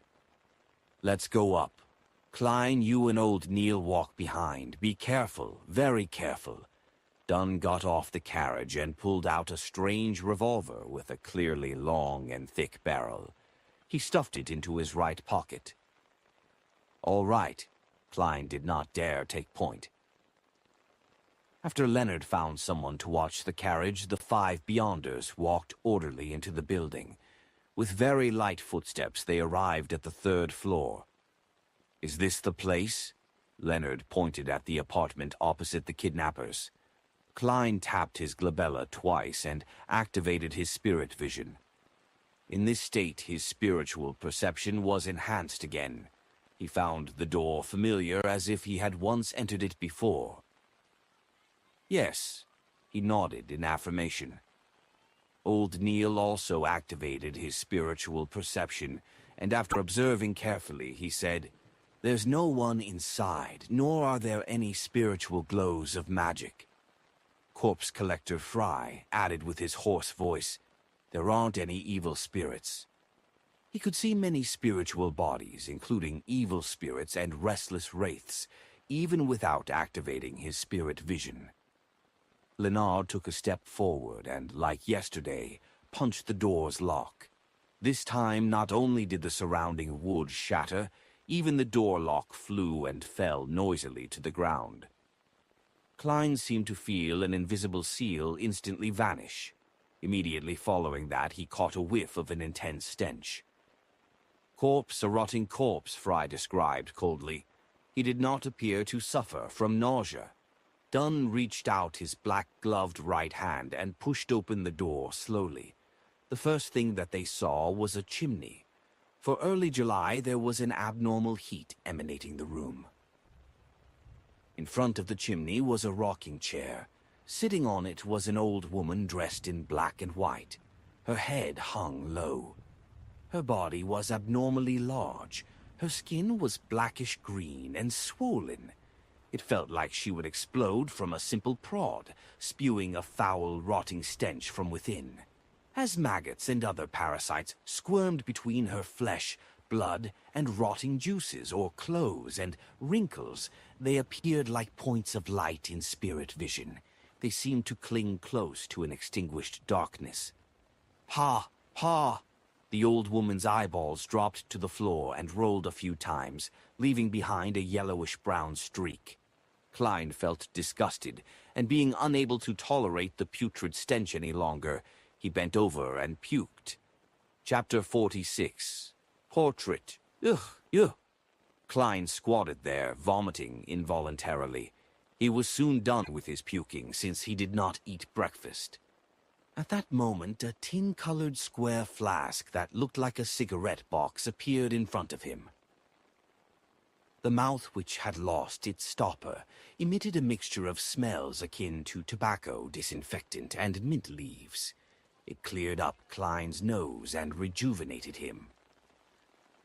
The pungent smell continued to linger, but Klein no longer felt nauseous. He soon stopped vomiting. He traced the tiny flask up and saw a pale hand that did not seem to belong to a member of the living. He saw the mouth of a black windbreaker sleeve and saw Corpse Collector Fry with his cold and dark bearing. "Thank you." Klein recovered completely, and with his hands on his knees, he stood back up. Fry nodded without any expression. "It'll be fine once you are used to it." He put back the flask's stopper and put it into his pocket and turned around, walking to the highly decomposed corpse. Without gloves, he began examining the old woman. As for Dunn Smith and Leonard Mitchell, they paced slowly around the room, occasionally touching the table's surface or newspapers. Old Neil pinched his nose and stood outside the door, grumbling in a muffled voice, "Seriously gross. I'm going to request for additional pay this month." Dunn turned his head over and touched the wall beside the chimney with his gloved right hand. While doing so, he asked Klein, "Does this place look familiar?" Klein held his breath and constructed the silver pocket watch in his mind to calm down. With him already in his spirit vision state, he immediately felt different. A scene that came from the deepest recesses of his memories flashed past his eyes. Chimney, rocking chair, table, newspapers, the rusty nails on the door, the tin cans inlaid with silver. The scenes were dark and dull, like a documentary from Earth. However, it was even more blurry and illusory. The scene quickly stacked against what Klein was seeing. The feelings of déjà vu and having been here before presented themselves clearly. An illusory and ethereal scream seemed to pass through invisible walls. Hornazis, Phlegrea, Hornazis, Phlegrea, Hornazis, Phlegrea. It feels a little familiar. Klein answered honestly while his brain felt a stabbing pain. Thankfully, he quickly tapped his glabella twice. Hornassus, the Hornassus mountain range that appeared in original Klein's diary. That is content that was deciphered from the Antigonus family's notebook. The murmurs were very similar to one of the previous ones. It involved the word Hornasses. Is this a form of enticement? Klein was gripped by shock as he did not dare think deeper, afraid that he would place himself on the trajectory of losing control. Dunn nodded slightly and walked to a cupboard. He suddenly reached out his hand and pulled open its wooden door. The bread inside was moldy, and there were about 7 gray, stiff, dead rats. Leonard, go downstairs to get patrolling cops and explain the situation here, instructed Dunn. All right, Leonard turned and left the apartment. Following that, Dunn opened the door to 2 other bedrooms and did a careful search. After being certain that there were no clues as well as any sign of the Antigonus family's notebook, Fry also stood up. He wiped his hands with a white handkerchief he brought along with him, and said, "The time of death was more than 5 days ago. There are no external injuries, nor are there any clear signs that it was a result of beyonder powers. The exact cause of death will require a post-mortem." "Did you discover anything?" Dunn turned to look at Old Neil and Klein. The two, who were no longer in spirit vision state, shook their heads in unison. "Apart from the corpse, everything else is normal. Actually, no, there was an invisible energy sealing the apartment in the beginning. As you know, there will usually be similar processes when we use ritualistic magic," Old Neil thought for a few seconds before adding. Dunn was just about to say something when he looked outside the door. A few seconds later, Klein and Old Neil sensed something and turned to look at the stairwell. A few seconds later, faint footsteps grew louder as Leonard walked up with a policeman. The policeman's expression changed once he caught the noxious smell. He immediately cooperated with his colleague from the Special Operations Department and began knocking on the doors of the residents on the 2nd floor to gain an understanding of the situation on the 3rd floor. Moments later, the corporal with his 2 silver chevrons looked at the corpse on the rocking chair. Katie Stephania Bieber, between 55 and 60 years old, widow, has rented this apartment with her son, Ray Bieber, for more than 10 years.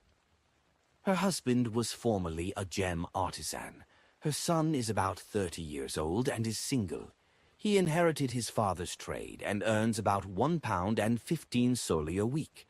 According to their neighbors, they have not seen them in more than a week. Before the policeman continued, Klein already knew the critical point that followed.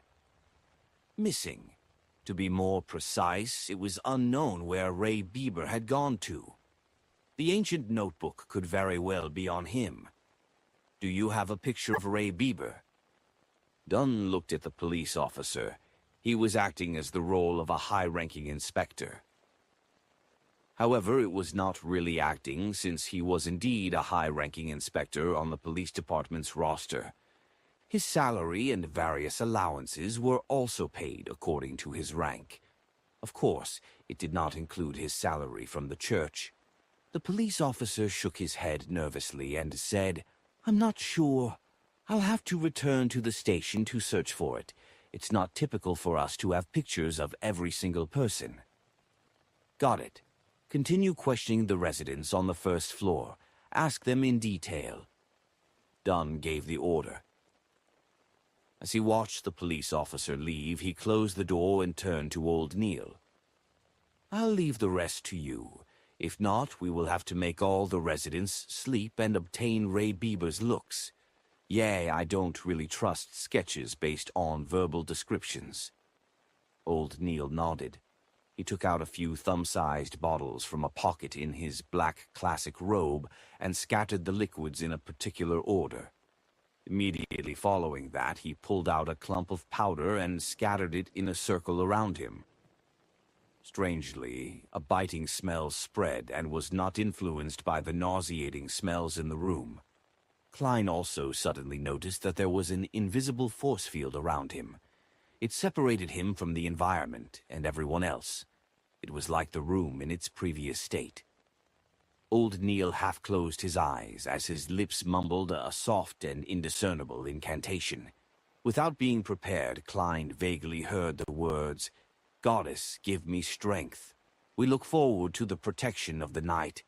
A sudden wind tore through the windows and blew up the powder. Klein's heart quaked suddenly as he felt goosebumps all over him. He found it difficult to describe. A terrifying smell that made him afraid of looking directly spread rapidly. He was confused as he tensed up, unable to relax. It felt as though he had plunged into a state similar to what one would have after working on a highly advanced mathematical problem. Suddenly, old Neil's eyes opened, his eyes pitch black. He took out a fountain pen from his pocket and began drawing on a piece of scrap paper on the table. He was so fast that his entire body was trembling. Klein focused his gaze and saw a face with recessed eyes and a tall nose bridge rapidly appear. When the natural curly short hair was done, old Neil wrote a single line beneath the portrait. Black hair, deep blue eyes. Left of his mouth is a fully ceramic tooth implant.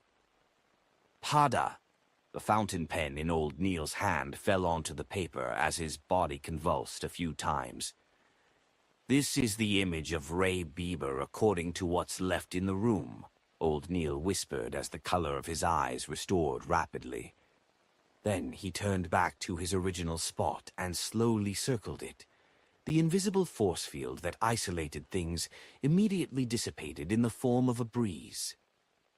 "Praise the lady." Old Neil tapped his chest in 4 spots, forming the shape of the crimson moon. Klein's taut nerves relaxed as he made more acute observations. He discovered that there was nothing special about Ray Bieber's facial features.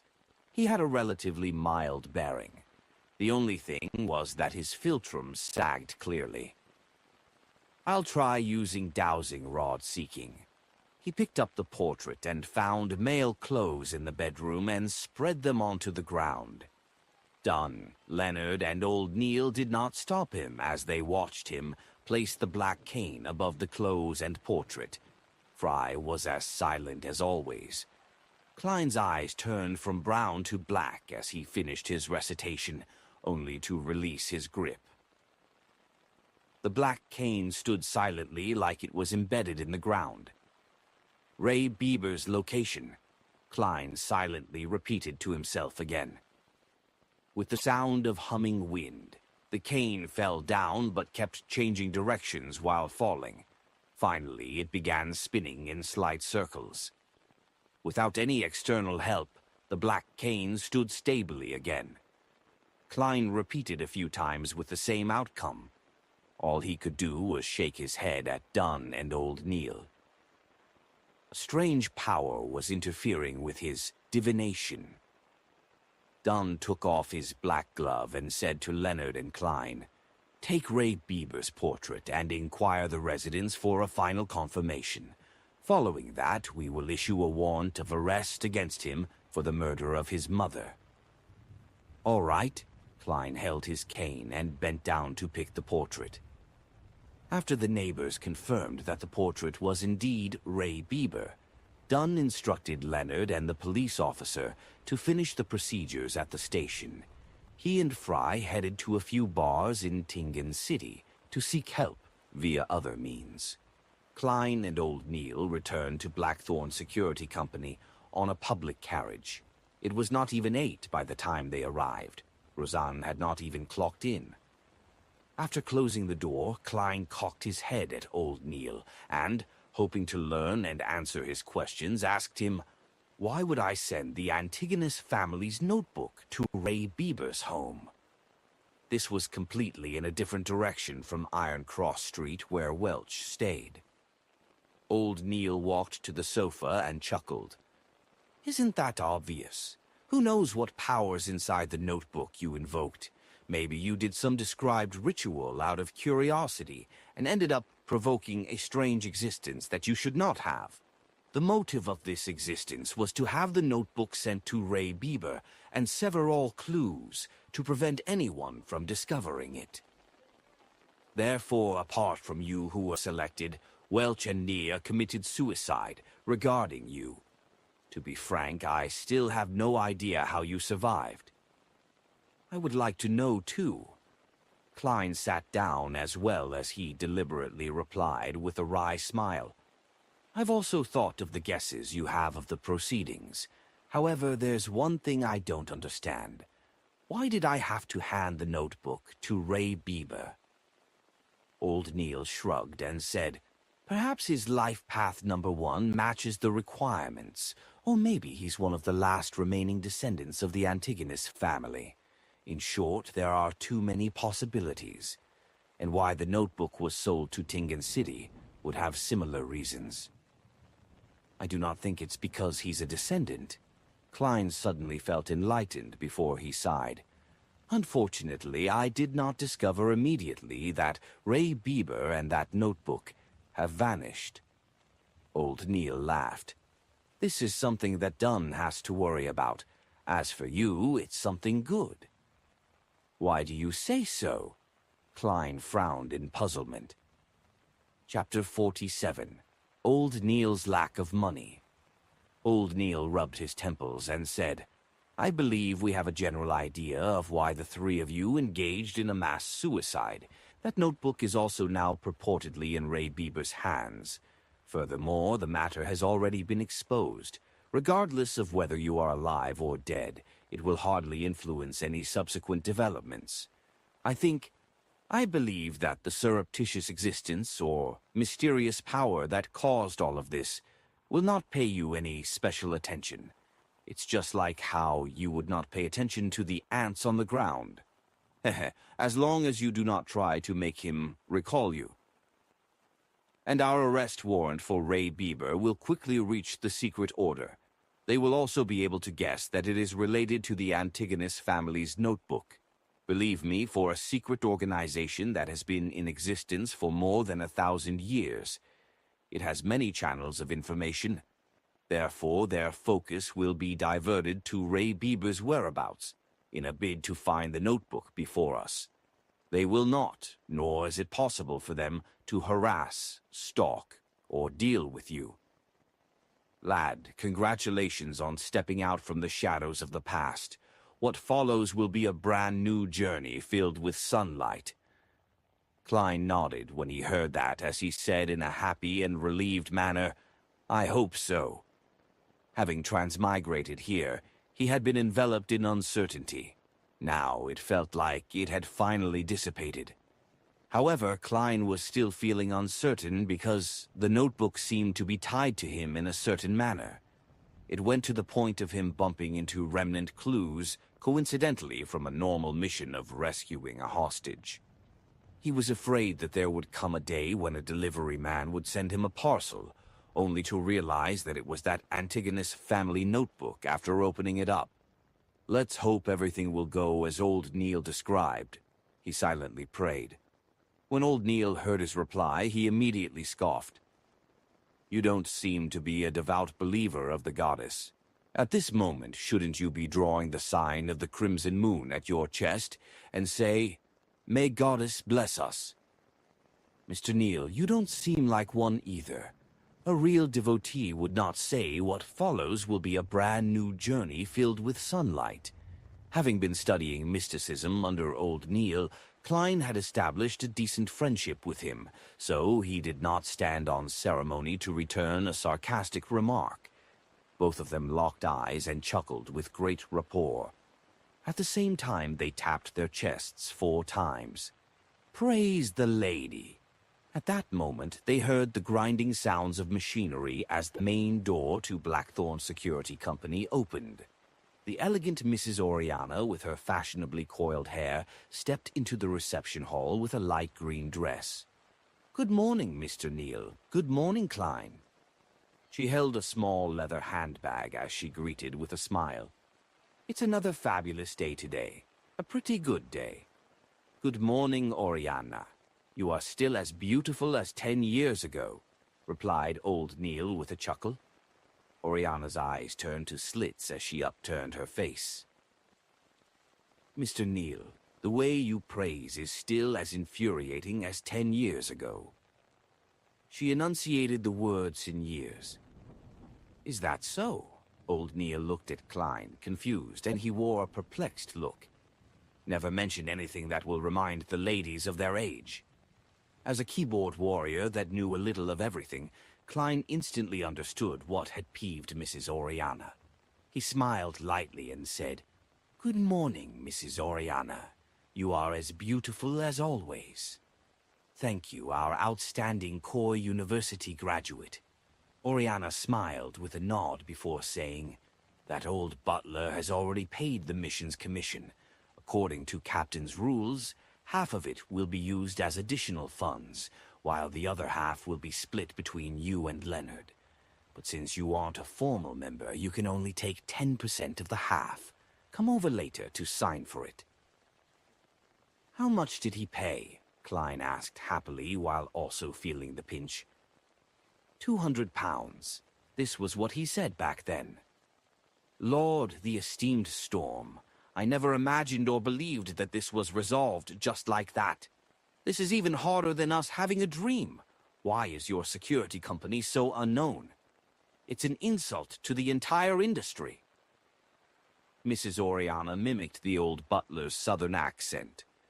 Klein thought seriously for a few seconds before saying humorously, "This is just too unfair for those kidnappers."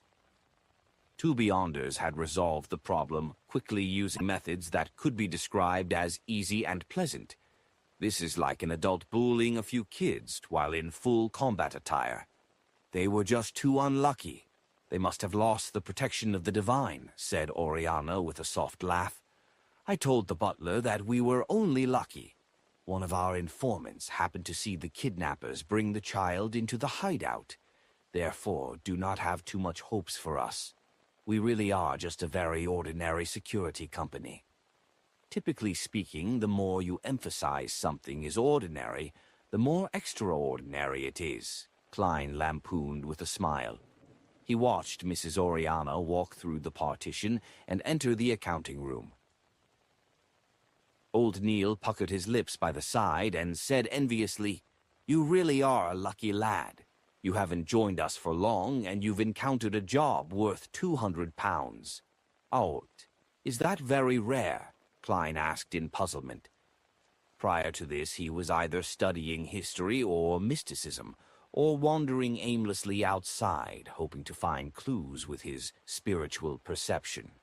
Say, according to Oriana's accounts, we might not encounter a single job an entire week, and most jobs are worth less than £20. Old Neil rubbed the moonstone by his wrist and sighed. Following that, he looked at Klein with anticipation. "If you encounter any similar jobs in the future, remember to inform me." Upon hearing old Neil's words, Klein suddenly felt a strange feeling arise in him.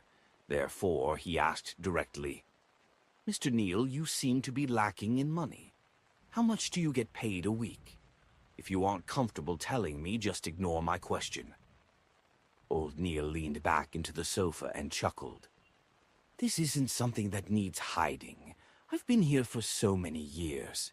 At present, I will obtain salaries from both the church and the police department every week, a total of £12. "A weekly salary of £12, Klein blurted out in surprise.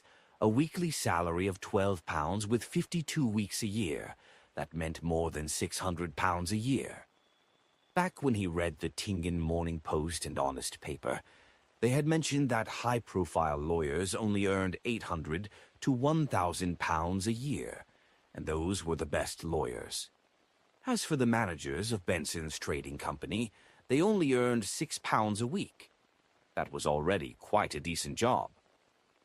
Yes, Such a salary is actually quite generous, and we do not need to pay any taxes, added old Neil with a smile. Klein had heard from Benson that one had to pay E-type taxes when their weekly salaries exceeded £1. In other words, the government and corporate employees had to pay 3% of taxes if they earned £1 to £2, 5% for £2 to £5, 10% for £5 to £10, and 15% for £10 to £20, capping at 20% for those above £20. Other than that, he also read of 4 other kinds of taxes on the newspapers. A-type was related to land, housing, and other earnings from material items. It included property and rent. B-type was a tax paid by farmers. C-type was a tax on profits from bonds, funds, and equities. D-type was commercial, finance, or professional income. It's something admirable, Klein echoed old Neil. However, old Neil shook his head. Such a salary is insufficient for beyonders like us, who have to frequently study the hidden mysteries, practice and attempt rituals. Aren't materials obtainable via application? Asked Klein in puzzlement. Old Neil scoffed. There's a limitation to it. At times, we have to give a sufficient legitimate reason. If you want to learn more and experiment in the field of mysticism, you can only spend your own dime to buy materials. It can be bought internally or at underground markets. Klein jolted in surprise as he immediately asked, "There are beyonder materials that are sold in underground markets. I thought the churches would not permit their existence." He was lacking in means to obtain materials. With him having a mysterious organization in its nascent stages, he could not always have them settled via the Nighthawks, right? There's no way to control such matters. Yeah, from the viewpoint of mysticism, all beings are sentient with their spirits, and they stem from the same source. The materials we use are not limited to those extraordinary creatures. It also comes from ordinary animals, plants, and minerals. For example, the poison hemlock, gold mint leaves, and night vanilla in the bottle of seer potion. They are items we can encounter frequently in our daily lives. They might not have any extraordinary characteristics, but they have special characteristics. Through concoction and blending, they will derive certain effects. Therefore, this is not a trade that the church can ban, explained old Neil in detail. Without waiting for Klein to say a word, he continued, "Besides, it's not only the core of extraordinary beings that are of use. For example, the Lavos squid. Apart from its blood, its eyeballs, skin, and tentacles are pretty good materials. Unless the church captures it entirely with its own manpower, to completely corner and control any outflows would be a tremendous financial burden. The lower the grade of the extraordinary material, the more it is so. They can only do their best to prevent the more special materials from flowing out." Old Neil suddenly laughed. "There's another important reason. It's better to know of an underground market than not knowing of it. Under the premise that secret organizations have not been fully eliminated, this is a pretty good strategy. Besides, it can help us obtain materials we are lacking. Of course, with the existence of such markets, contraband items will appear. As long as it's not something ridiculous or overly dangerous, we will turn a blind eye to it. At most, we would use them to enrich our vaults." "Is it because the few large churches put each other in place, so no one can take excessive action?" Klein guessed. Old Neil acknowledged tersely, but did not elaborate. "I'm a seer.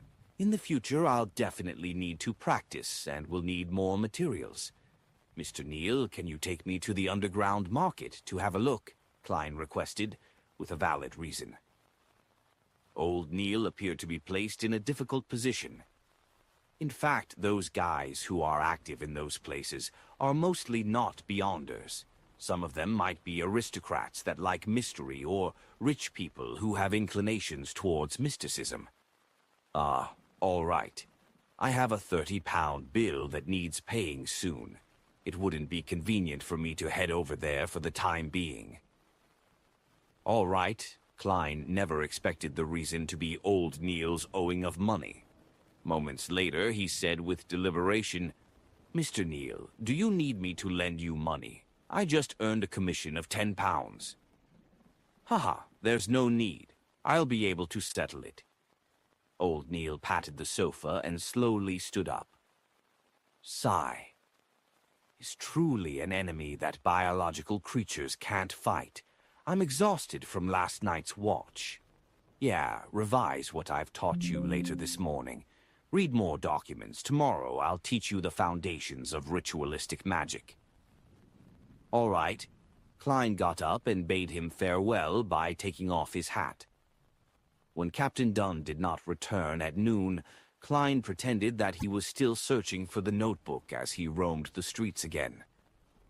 Having earned £10, he no longer needed to wait for the next disbursement of the funds. He could head directly to the Divination Club. Cogitation and spirit, vision have been occasionally producing murmurings and illusions. It made him eager to begin acting. Chapter 48. Hanas Vincent, in the Divination Club situated at the second floor of 13 Howe Street, North Borough of Tingen City. Klein saw the beautiful lady that attended to visitors once again. She was still having her brownish-yellow long hair coiled, making her look mature and elegant. It was hard to tell her age. "Hello, Mr. Glasses isn't here today. Would you like to change fortune-tellers today?" said the beautiful lady with a smile. Upon hearing that, Klein, who had just taken off his silk hat and put it back on, was immediately surprised. "You still remember me?" "That was already 5 days ago." The woman puckered her lips into a smile. "You are the first customer that sought Mr. Glacis' services. You are also the only one to this very day. It's hard for me not to have a deep impression of you." Was this the image of him being penny-wise, pound-foolish? Klein lampooned himself as he deliberated a question. "When was the last time Mr. Glacis came to the club?" The lady shot a glance at him and answered, seemingly in recollection, "To be honest, we are unable to grasp when our members will come and go. They have their free will and personal matters to tend to. Well, I do believe that Mr. Glacis hasn't come to the club since he told your fortune that day.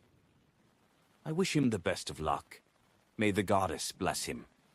Klein prayed and did not ask further. Instead, he asked with a smile, "I'm not here for divination services this time. I plan to join the club." "Really? That's our pleasure." The lady expressed a timely look of surprised delight. "For the first year as a member, the membership fee is £5. It will be £1 a year thereafter. I believe there's no need for me to describe in the details again." Klein took out a £5 note he recently received as he watched Henry Augustus Thoreau's portrait depart him.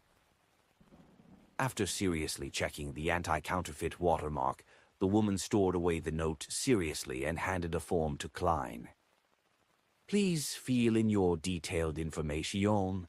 Let me prepare the receipt for you." "There's a receipt. You should bill it to Blackthorn Security Company." Klein was amused by his own thoughts as he picked up a fountain pen on the desk.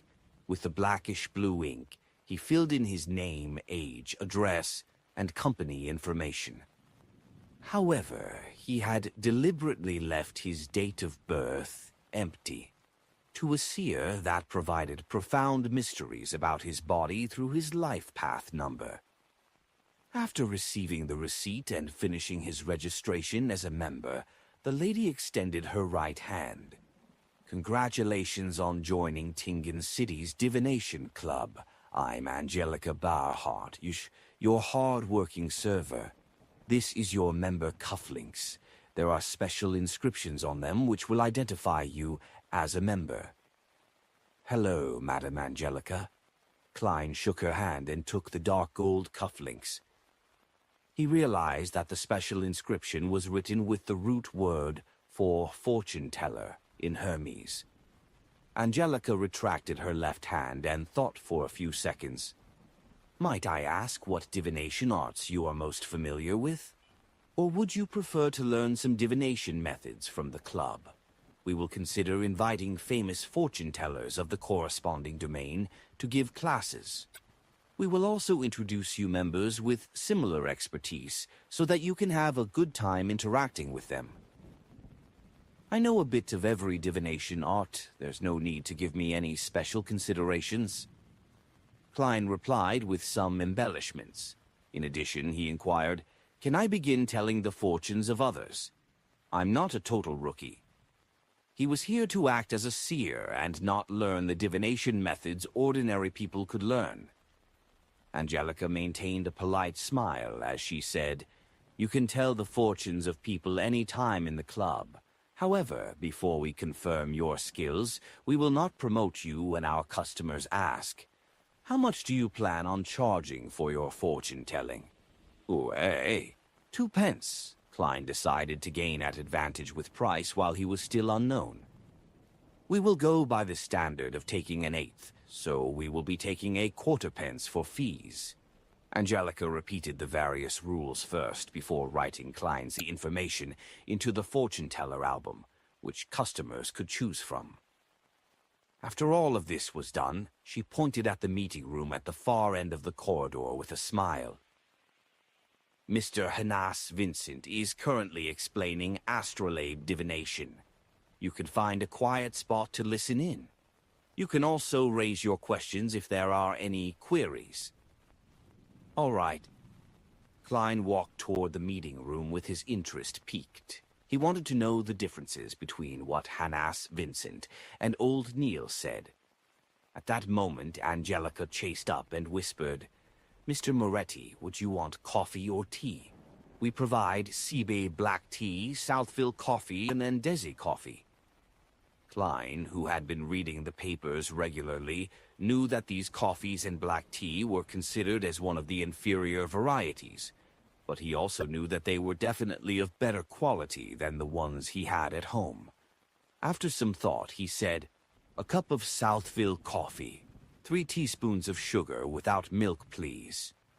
Lowen Kingdom Southville was famous for its beer and red wine. Many important figures were fond of them. However, their coffee was relatively unknown. "All right, I'll send it to you in a bit." Angelica pointed towards the meeting room.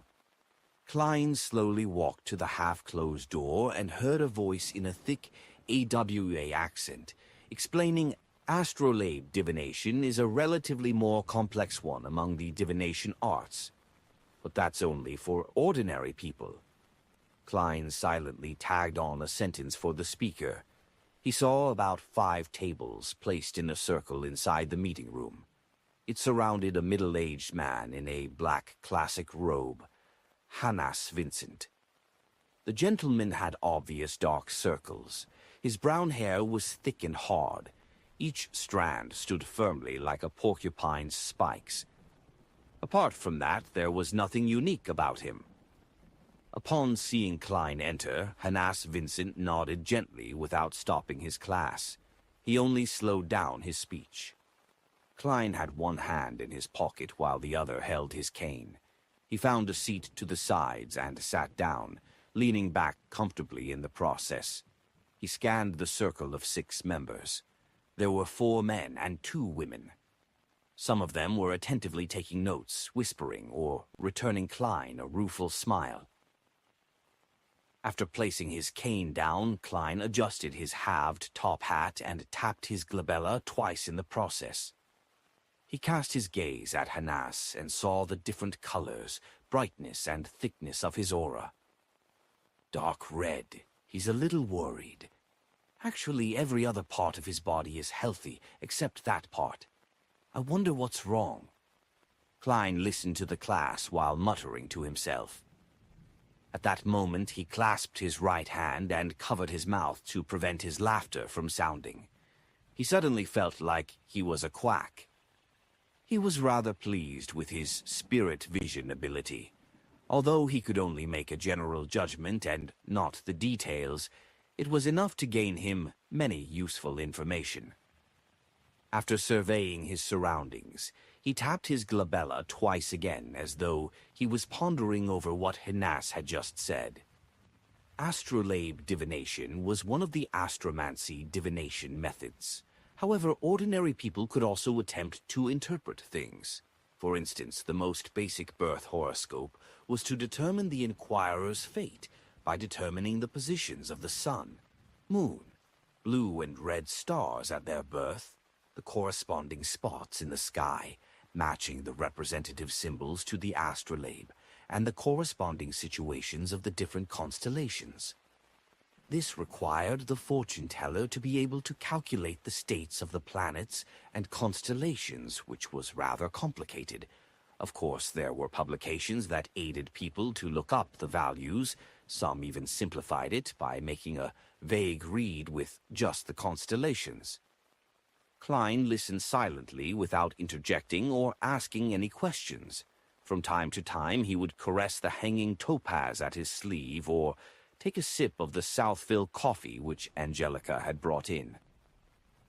After some time, Henas rubbed his glabella and said, "Perhaps you will need to attempt at creating your own astrolabe. Ask me if you have any questions. I will be in Moonstone." After he left, a young man in a white shirt and black vest got up with a smile and walked to Klein's side. "Aye, nice to meet you. I'm Edward, Steve." "My pleasure. I'm Klein Moretti." Klein stood up and returned the bow. Astrolabes are too complicated. Every time I hear about it, I can't help but doze off," said Edward, self-deprecatingly. Klein grinned and said, "That's because Mr. Vincent can't help but pass the knowledge he grasps to us. It's like giving us an Inti's feast. It's just indigestible." "I'd be able to finish the Inti's feast. They usually use a huge plate to serve tiny bits of food." Edward chuckled and sat up. He asked out of curiosity, "Are you new? I've not seen you in the 2 years I was here." "I just joined the club today," answered Klein frankly. "What are you good at?" "I'm best at tarot and poker divination," Edward casually asked. "I know a little of everything, but just a little." Klein gave a description he used to give himself. He was not being modest, since there was just too much mysterious knowledge he had not grasped in the domain of divination. Just as the other members were thinking of talking about horoscope divination, Angelica walked into the meeting room. "Mr. Steve, someone wants you to tell their fortunes." "All right," Edward stood up with a smile. "I can tell you're an excellent fortune-teller," said Klein as he looked at him. "No, it's because my price is most suitable," said Edward with a soft chortle. "When ordinary people come to have their fortunes told, they will absolutely not choose the most expensive ones. And unless they had their heads kicked by asses, they would definitely not be choosing the cheapest few. It's easiest to gain opportunities if you are in the middle. I'm one of those that had their heads kicked by asses." When he saw Edward leave, Klein suddenly shook his head with a wry smile. "It seems the price I set is problematic." He stood up, picked up his cane, and left the meeting room. He found Angelica again. "I wish to change the prices of my divination. Set it to 8 pence. Angelica took a deep look at him and said, "We will satisfy your request, but we will also tell customers that you only recently joined the club." "No problem." Klein did not mind as he nodded. At times, mystery was also an important element for a seer to attract customers. After changing his details, Klein returned to the meeting room. At that moment, he saw Henas Vincent walk out of Moonstone. He held a silver-coated mirror. This well-known fortune-teller said to the 5 members in the meeting room, "I recently learned a new divination art. Magic mirror divination. Does anyone want to learn?" "Magic mirror divination, that's not safe." Klein paused outside the meeting room and frowned. Chapter 49. Divination Art. As a seer who had just stepped through the gates of mysticism, Klein did not dare to claim he knew much. However, he was certain he knew more than ordinary people. He was aware that the various kinds of divination arts could be split into 3 categories based on particular standards, and that standard was based on the source of the revelation. The first category of divination included tarot, poker, pendulums, dowsing canes, and dreams. By using the inquirer's own spirituality and its communication with the spirit world to gain a revelation, it could be interpreted for an answer. However, spirit pendulums and dowsing canes had very high requirements of one's spirituality, spirit body, and astral projection. Non-beyonders were unable to obtain precise or clear revelations. Card divination provided fixed symbolism, presenting even an average person's faint revelation. Dreams were somewhere in between the other forms. The second category included spirit numerology and astromancy, as well as their derived forms. The fortune teller used either the personal details of the inquirer or changes in nature before using calculations, inference, and interpretation to answer their questions. With this method, the initiative did not lie in the inquirer, but the fortune teller. The third category used an external third party, separate from the inquirer and the fortune teller. The Ouija boards that Klein was familiar with from his previous life belonged in this category. They used rituals to ask for a direct answer from the unknown or the supernatural. Even though there was a high chance that an average person would not succeed, there were cases where they managed to communicate with malicious spirits or entities that drove them to insanity. These methods of divination usually led to tragedies. The magic mirror divination that Hannas Vincent mentioned belonged to the third category. In mysticism, mirrors were connected to the unknown and mystery, like they were the doors of the spiritual world. Thus, Klein stopped outside the meeting room, intending to learn how the famous fortune teller would explain the divination. Klein wanted to ascertain if he needed to inform the captain or not, raiding him at night. Of course, there was a safe way to do the magic mirror divination. One could ask for answers from the 7 orthodox divinities. Even if it was very difficult for an ordinary person to receive any real revelations, they would not be in any danger or suffer any after effects.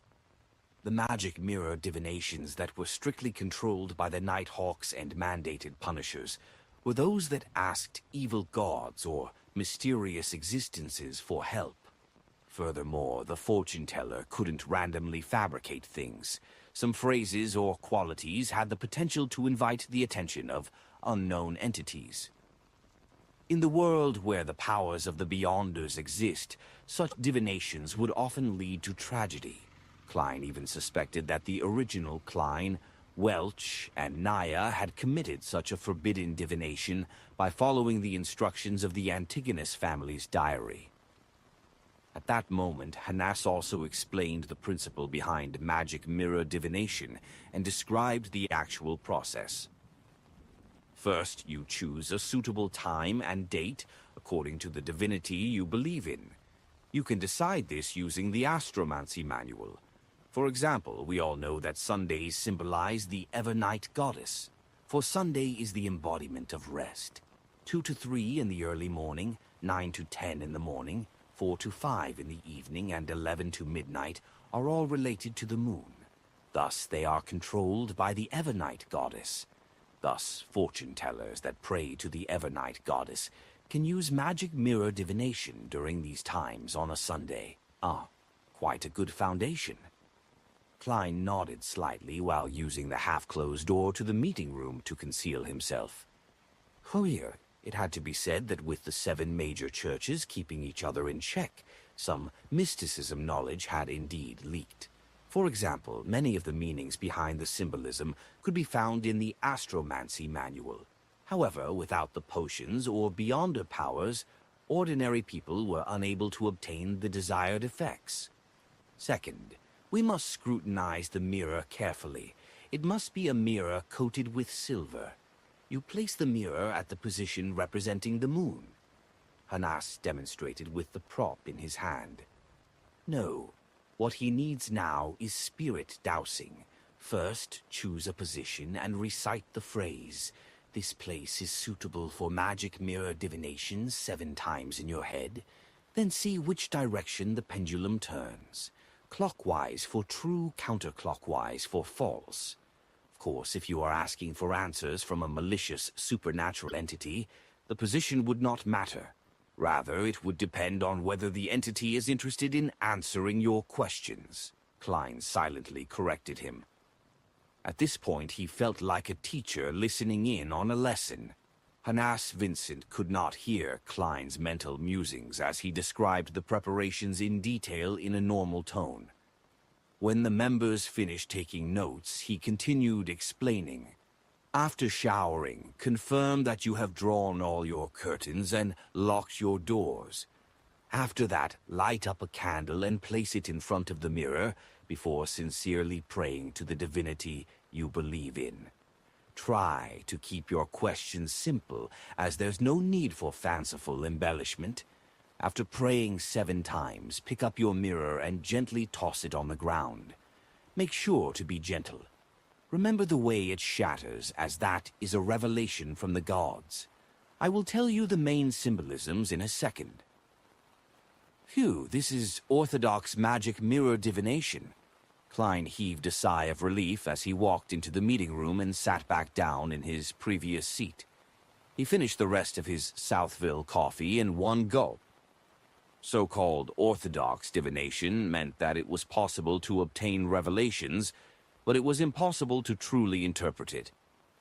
And for beyonders who reached this step, they could look straight into the mirror to obtain clear information if they received a response. As there were many potential symbolisms after the shattering, Hannas taught for a long while. He was not done even when Edward Steve returned to the room after finishing his fortune-telling. Klein did not ask what Edward did for his fortune-telling or what method did he use, since it was an unspoken rule among fortune-tellers. While acting as a seer, he naturally had to abide by it strictly unless the other party mentioned it. I discovered that many a time our interpretation is too vague, as though it's meeting different requests, allowing different people to find a description of themselves from the interpretation. Edward drank a mouthful of Cyber black tea and said with a soft sigh, "For example, those that encounter adversities and calamities will eventually see the light of hope, heh. But no one knows when the light of hope will come. For example, a journey might not be very smooth sailing, but you will definitely arrive alive. Heh, the dead will not retort me." As he did not listen from the beginning, he ignored Hanas's magic mirror divination class. Survival bias, added Klein with a smile. Survival bias generally meant that a lot of statistics would only include those who were alive and lucky.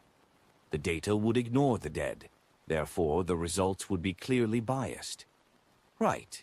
Emperor Roselle was really a philosopher, marveled Edward. Speechless, Klein raised his empty cup and pretended to take a sip. The members were fully immersed in the study of horoscopes and magic mirror divination the entire afternoon. Occasionally, they would also discuss with Klein and Edward. And when that happened, Klein would try his best to meet his duty as an informal member of the Nighthawks. He would try hard to steer the topic away from anything related to beyonders or dangerous ideas. However, he failed at the thing he wanted to do the most. A few inquirers came, but none of them picked him to do their fortune-telling. Perhaps I have to be more proactive in entertaining them. Should I use a few phrases like "you are plagued with bad luck," "you have been unlucky recently," or "nothing you do will happen smoothly"? No, that's nothing like a seer. With this in mind, Klein could not help but shake his head in self-deprecation. He picked up his cane, stood up, and left after bidding everyone farewell. At 5:30, Edward Steve put on his coat and was prepared to walk out the divination club, when he suddenly saw a familiar figure. "Good afternoon, Glacis. Long time no see," he greeted with a smile. He saw his friend with similar interests as him wear his usual format suit with a black bow tie. In front of his chest hung a monocle. Immediately following that, he noticed that his friend did not look well. Even his soft blonde hair looked dry. "Good afternoon, Edward." Cough. Glacis, with his hat in hand, suddenly used his fist to cover his mouth as he coughed a few times. Edward asked out of concern, "You seem to be ill?" "A very serious illness. It even turned into pneumonia. If it wasn't for my wife, who met an impressive apothecary and gave me a magical medicine, you would have probably had to visit me at the cemetery." Glacis's tone was filled with a lingering fear and joy. "Lord, I can't believe it. You were so healthy previously. Look at you, you look so frail now. I remember when I did divination on you, there were no signs that indicated that you would get a serious illness." Edward waved his cane and said with an astonished sigh, "My own divination had the same result as yours. Perhaps we are not qualified fortune-tellers. Besides," Glasses suddenly recalled the happenings on Monday as his expression turned abnormally serious. At that moment, the beautiful lady, Angelica, came over and bowed with a pleasant smile.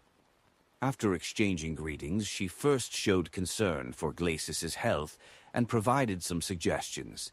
Then she mentioned in passing, "Mr. Glacis, Mr. Moretti, who requested your divination services previously, has joined our club as well. The one who got me to tell his fortune." Glacis's eyes lit up immediately. "Lord, where is he?"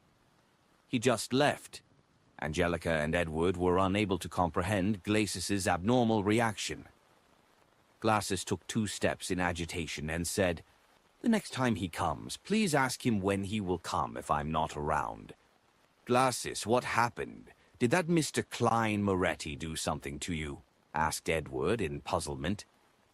Glacis raised his arm and stared straight into Edward's and Angelica's probing gazes.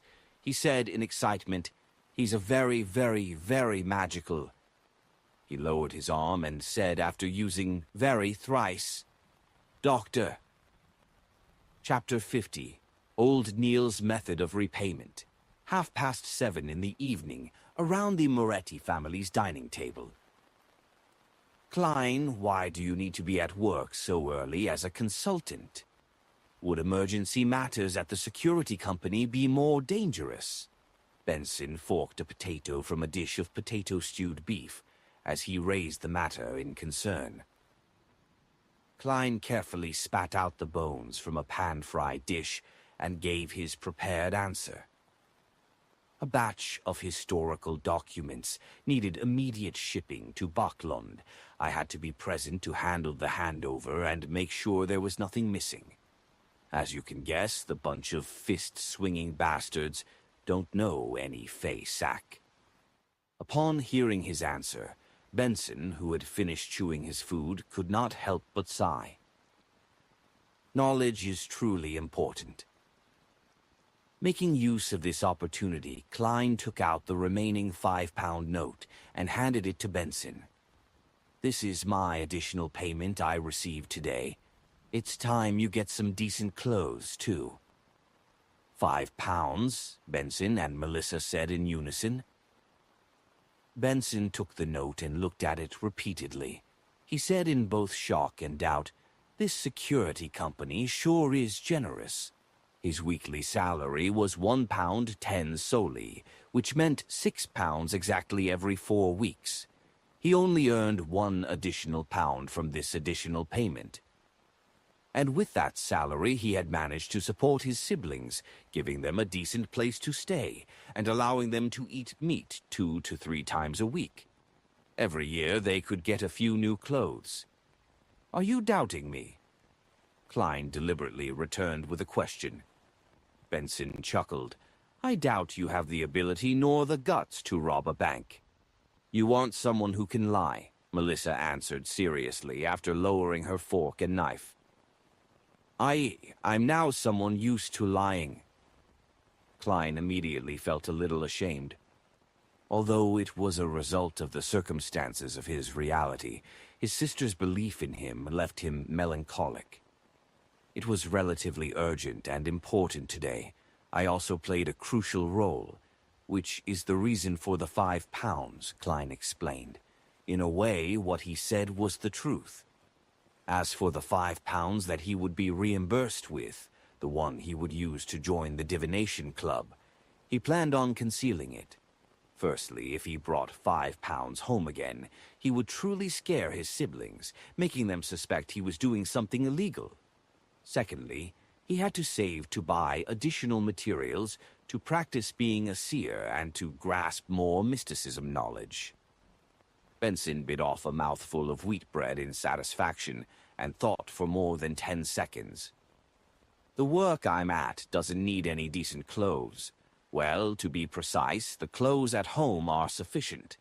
Without waiting for Klein to persuade him, he suggested, "With this additional income, we would truly have savings. I plan on buying a few books on accountancy and studying.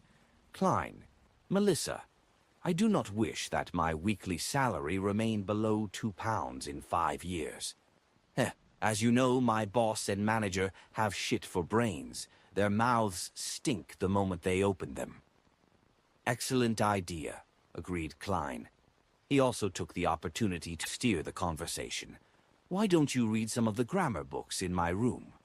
To be truly dignified and to earn a handsome pay, that's something rather critical.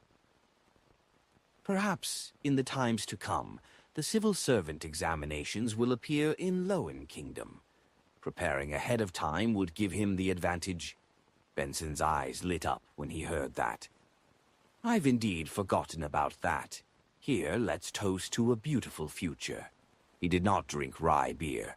Instead, he poured clear oyster soup into 3 cups and clinked his cup with his siblings. After drinking the clear soup, he looked at his sister, who was wrestling with the pan-fried fish. He chuckled and said, "Aside from Benson's books, I think Melissa needs a new dress, too." Melissa looked up and shook her head incessantly. "No, I think it's best to save it up." Klein finished the sentence for her. "Yeah," Melissa nodded in agreement. "In fact, if you do not seek the best fabrics and the newest designs, it would not be too expensive. We can save up the remaining money," said Klein in a manner which did not allow for disagreement. Benson added, "Melissa, are you planning on wearing the old dress again to Selena's 16th birthday bash?" Selena Wood was Melissa's classmate and good friend. She came from quite a good family background. Her elder brother was a practicing solicitor, and her father was a senior employee of Backland Bank's Tingen branch. However, the so-called bash was only a dinner invitation to friends where they chatted and played cards. "All right." Melissa lowered her head and mumbled a response. Then she ruthlessly forked a piece of stewed beef. After a short silence, she suddenly recalled something and looked up abruptly. "Mrs. Shaud from next door got her maidservant to send a calling card over. She wishes to make a formal visit on Sunday, at 4 in the afternoon tomorrow. She wants to get to know her new neighbors." "Mrs. Shaud?" Klein looked at his siblings, confounded. Benson rapped the side of the table with his fingers and appeared to be thinking. "Mrs. Shaud from 4 Daffodil Street. I met her husband before. He's a senior solicitor." "Senior solicitor. Perhaps he knows Selena's brother," said Melissa with some hints of delight. "We are at 2 Daffodil Street." Klein nodded slightly. "It's imperative we get to know our neighbors, but, as you know, I still have to be at the company on Sunday. I only have time off on Monday. Please pass my apologies to Mrs. Shaud." With that said, he suddenly recalled the neighbors of his former life when he was young, as well as the neighbors in the apartment from Iron Cross Street. He was amused as he sighed lightly. To have formal visits, shouldn't neighbors get to know each other through natural interaction? "Ha ha ha, Klein, that's because you aren't aware. You have read a lot of newspapers recently. But you have not broached the magazines catered towards families and middle-aged women. They placed families with an annual income of £100 to £1,000 as middle class. They promoted it as the framework of the entire kingdom and praised how the middle class doesn't have the arrogance of the aristocrats and the wealthy, nor are they as crass as the low-income brackets. Benson lightly and happily explained, these magazines impart many simplified ceremonies which the aristocrats practice in their interactions. As such, it becomes a target of the middle class. Thus, this results in the differences between intimate calls, semi-formal calls, and formal calls. As he spoke, he shook his head and chuckled. Typically, gentlemen, madams, and ladies who view themselves in this class will be very particular about details. They will visit their neighbors and friends from 2 to 6 in the afternoon. It's known as a morning call one. Morning call, Klein and Melissa asked in surprise. Why was a visit from 2 to 6 in the afternoon a morning call? Benson put down his fork and knife, threw his hands up, and smiled. I do not know why either. All I did was read the magazines my female colleague brought. Yeah, perhaps it's because they wear their morning gowns to make the call. Morning gowns were a form of formal attire worn during mass or gatherings. Later, it was considered as formal attire for the day, different from the formal attire for evening functions. All right, remember to buy some good coffee powder and tea leaves in the afternoon. Buy some muffins and lemon egg tarts from Mrs. Smiren. We must not ill-treat our neighbors. Klein chuckled as he dipped his remaining bread into the meat sauces, grabbed some potato and put it into his mouth. The next morning was a Sunday morning. Klein finished the last mouthful of inferior tea, put down the newspapers, and wore his halved top hat. Picking up his silver-inlaid black cane, he sauntered out the door and took a public carriage to Zoutland Street. He greeted Roseanne, who was planning to sleep in the break room after finishing her night duty, after which he went all the way down to the basement. After turning a corner, he met a Nighthawk member, Sleepless Royale Redinician. She looked like a cold lady. Her brows were long and slender, sitting atop large eyes. Her hair was a silky smooth black. "Good morning, Madame Redine," Klein greeted with a smile. Royale used her deep blue eyes to glance at him and nodded indiscernibly in return. The two quickly passed by each other when Royale stopped and said with her eyes trained forward, "Ritualistic magic is a very dangerous thing." Ah, Klein was taken aback. By the time he turned around, all he saw was her departing back. "Thank you."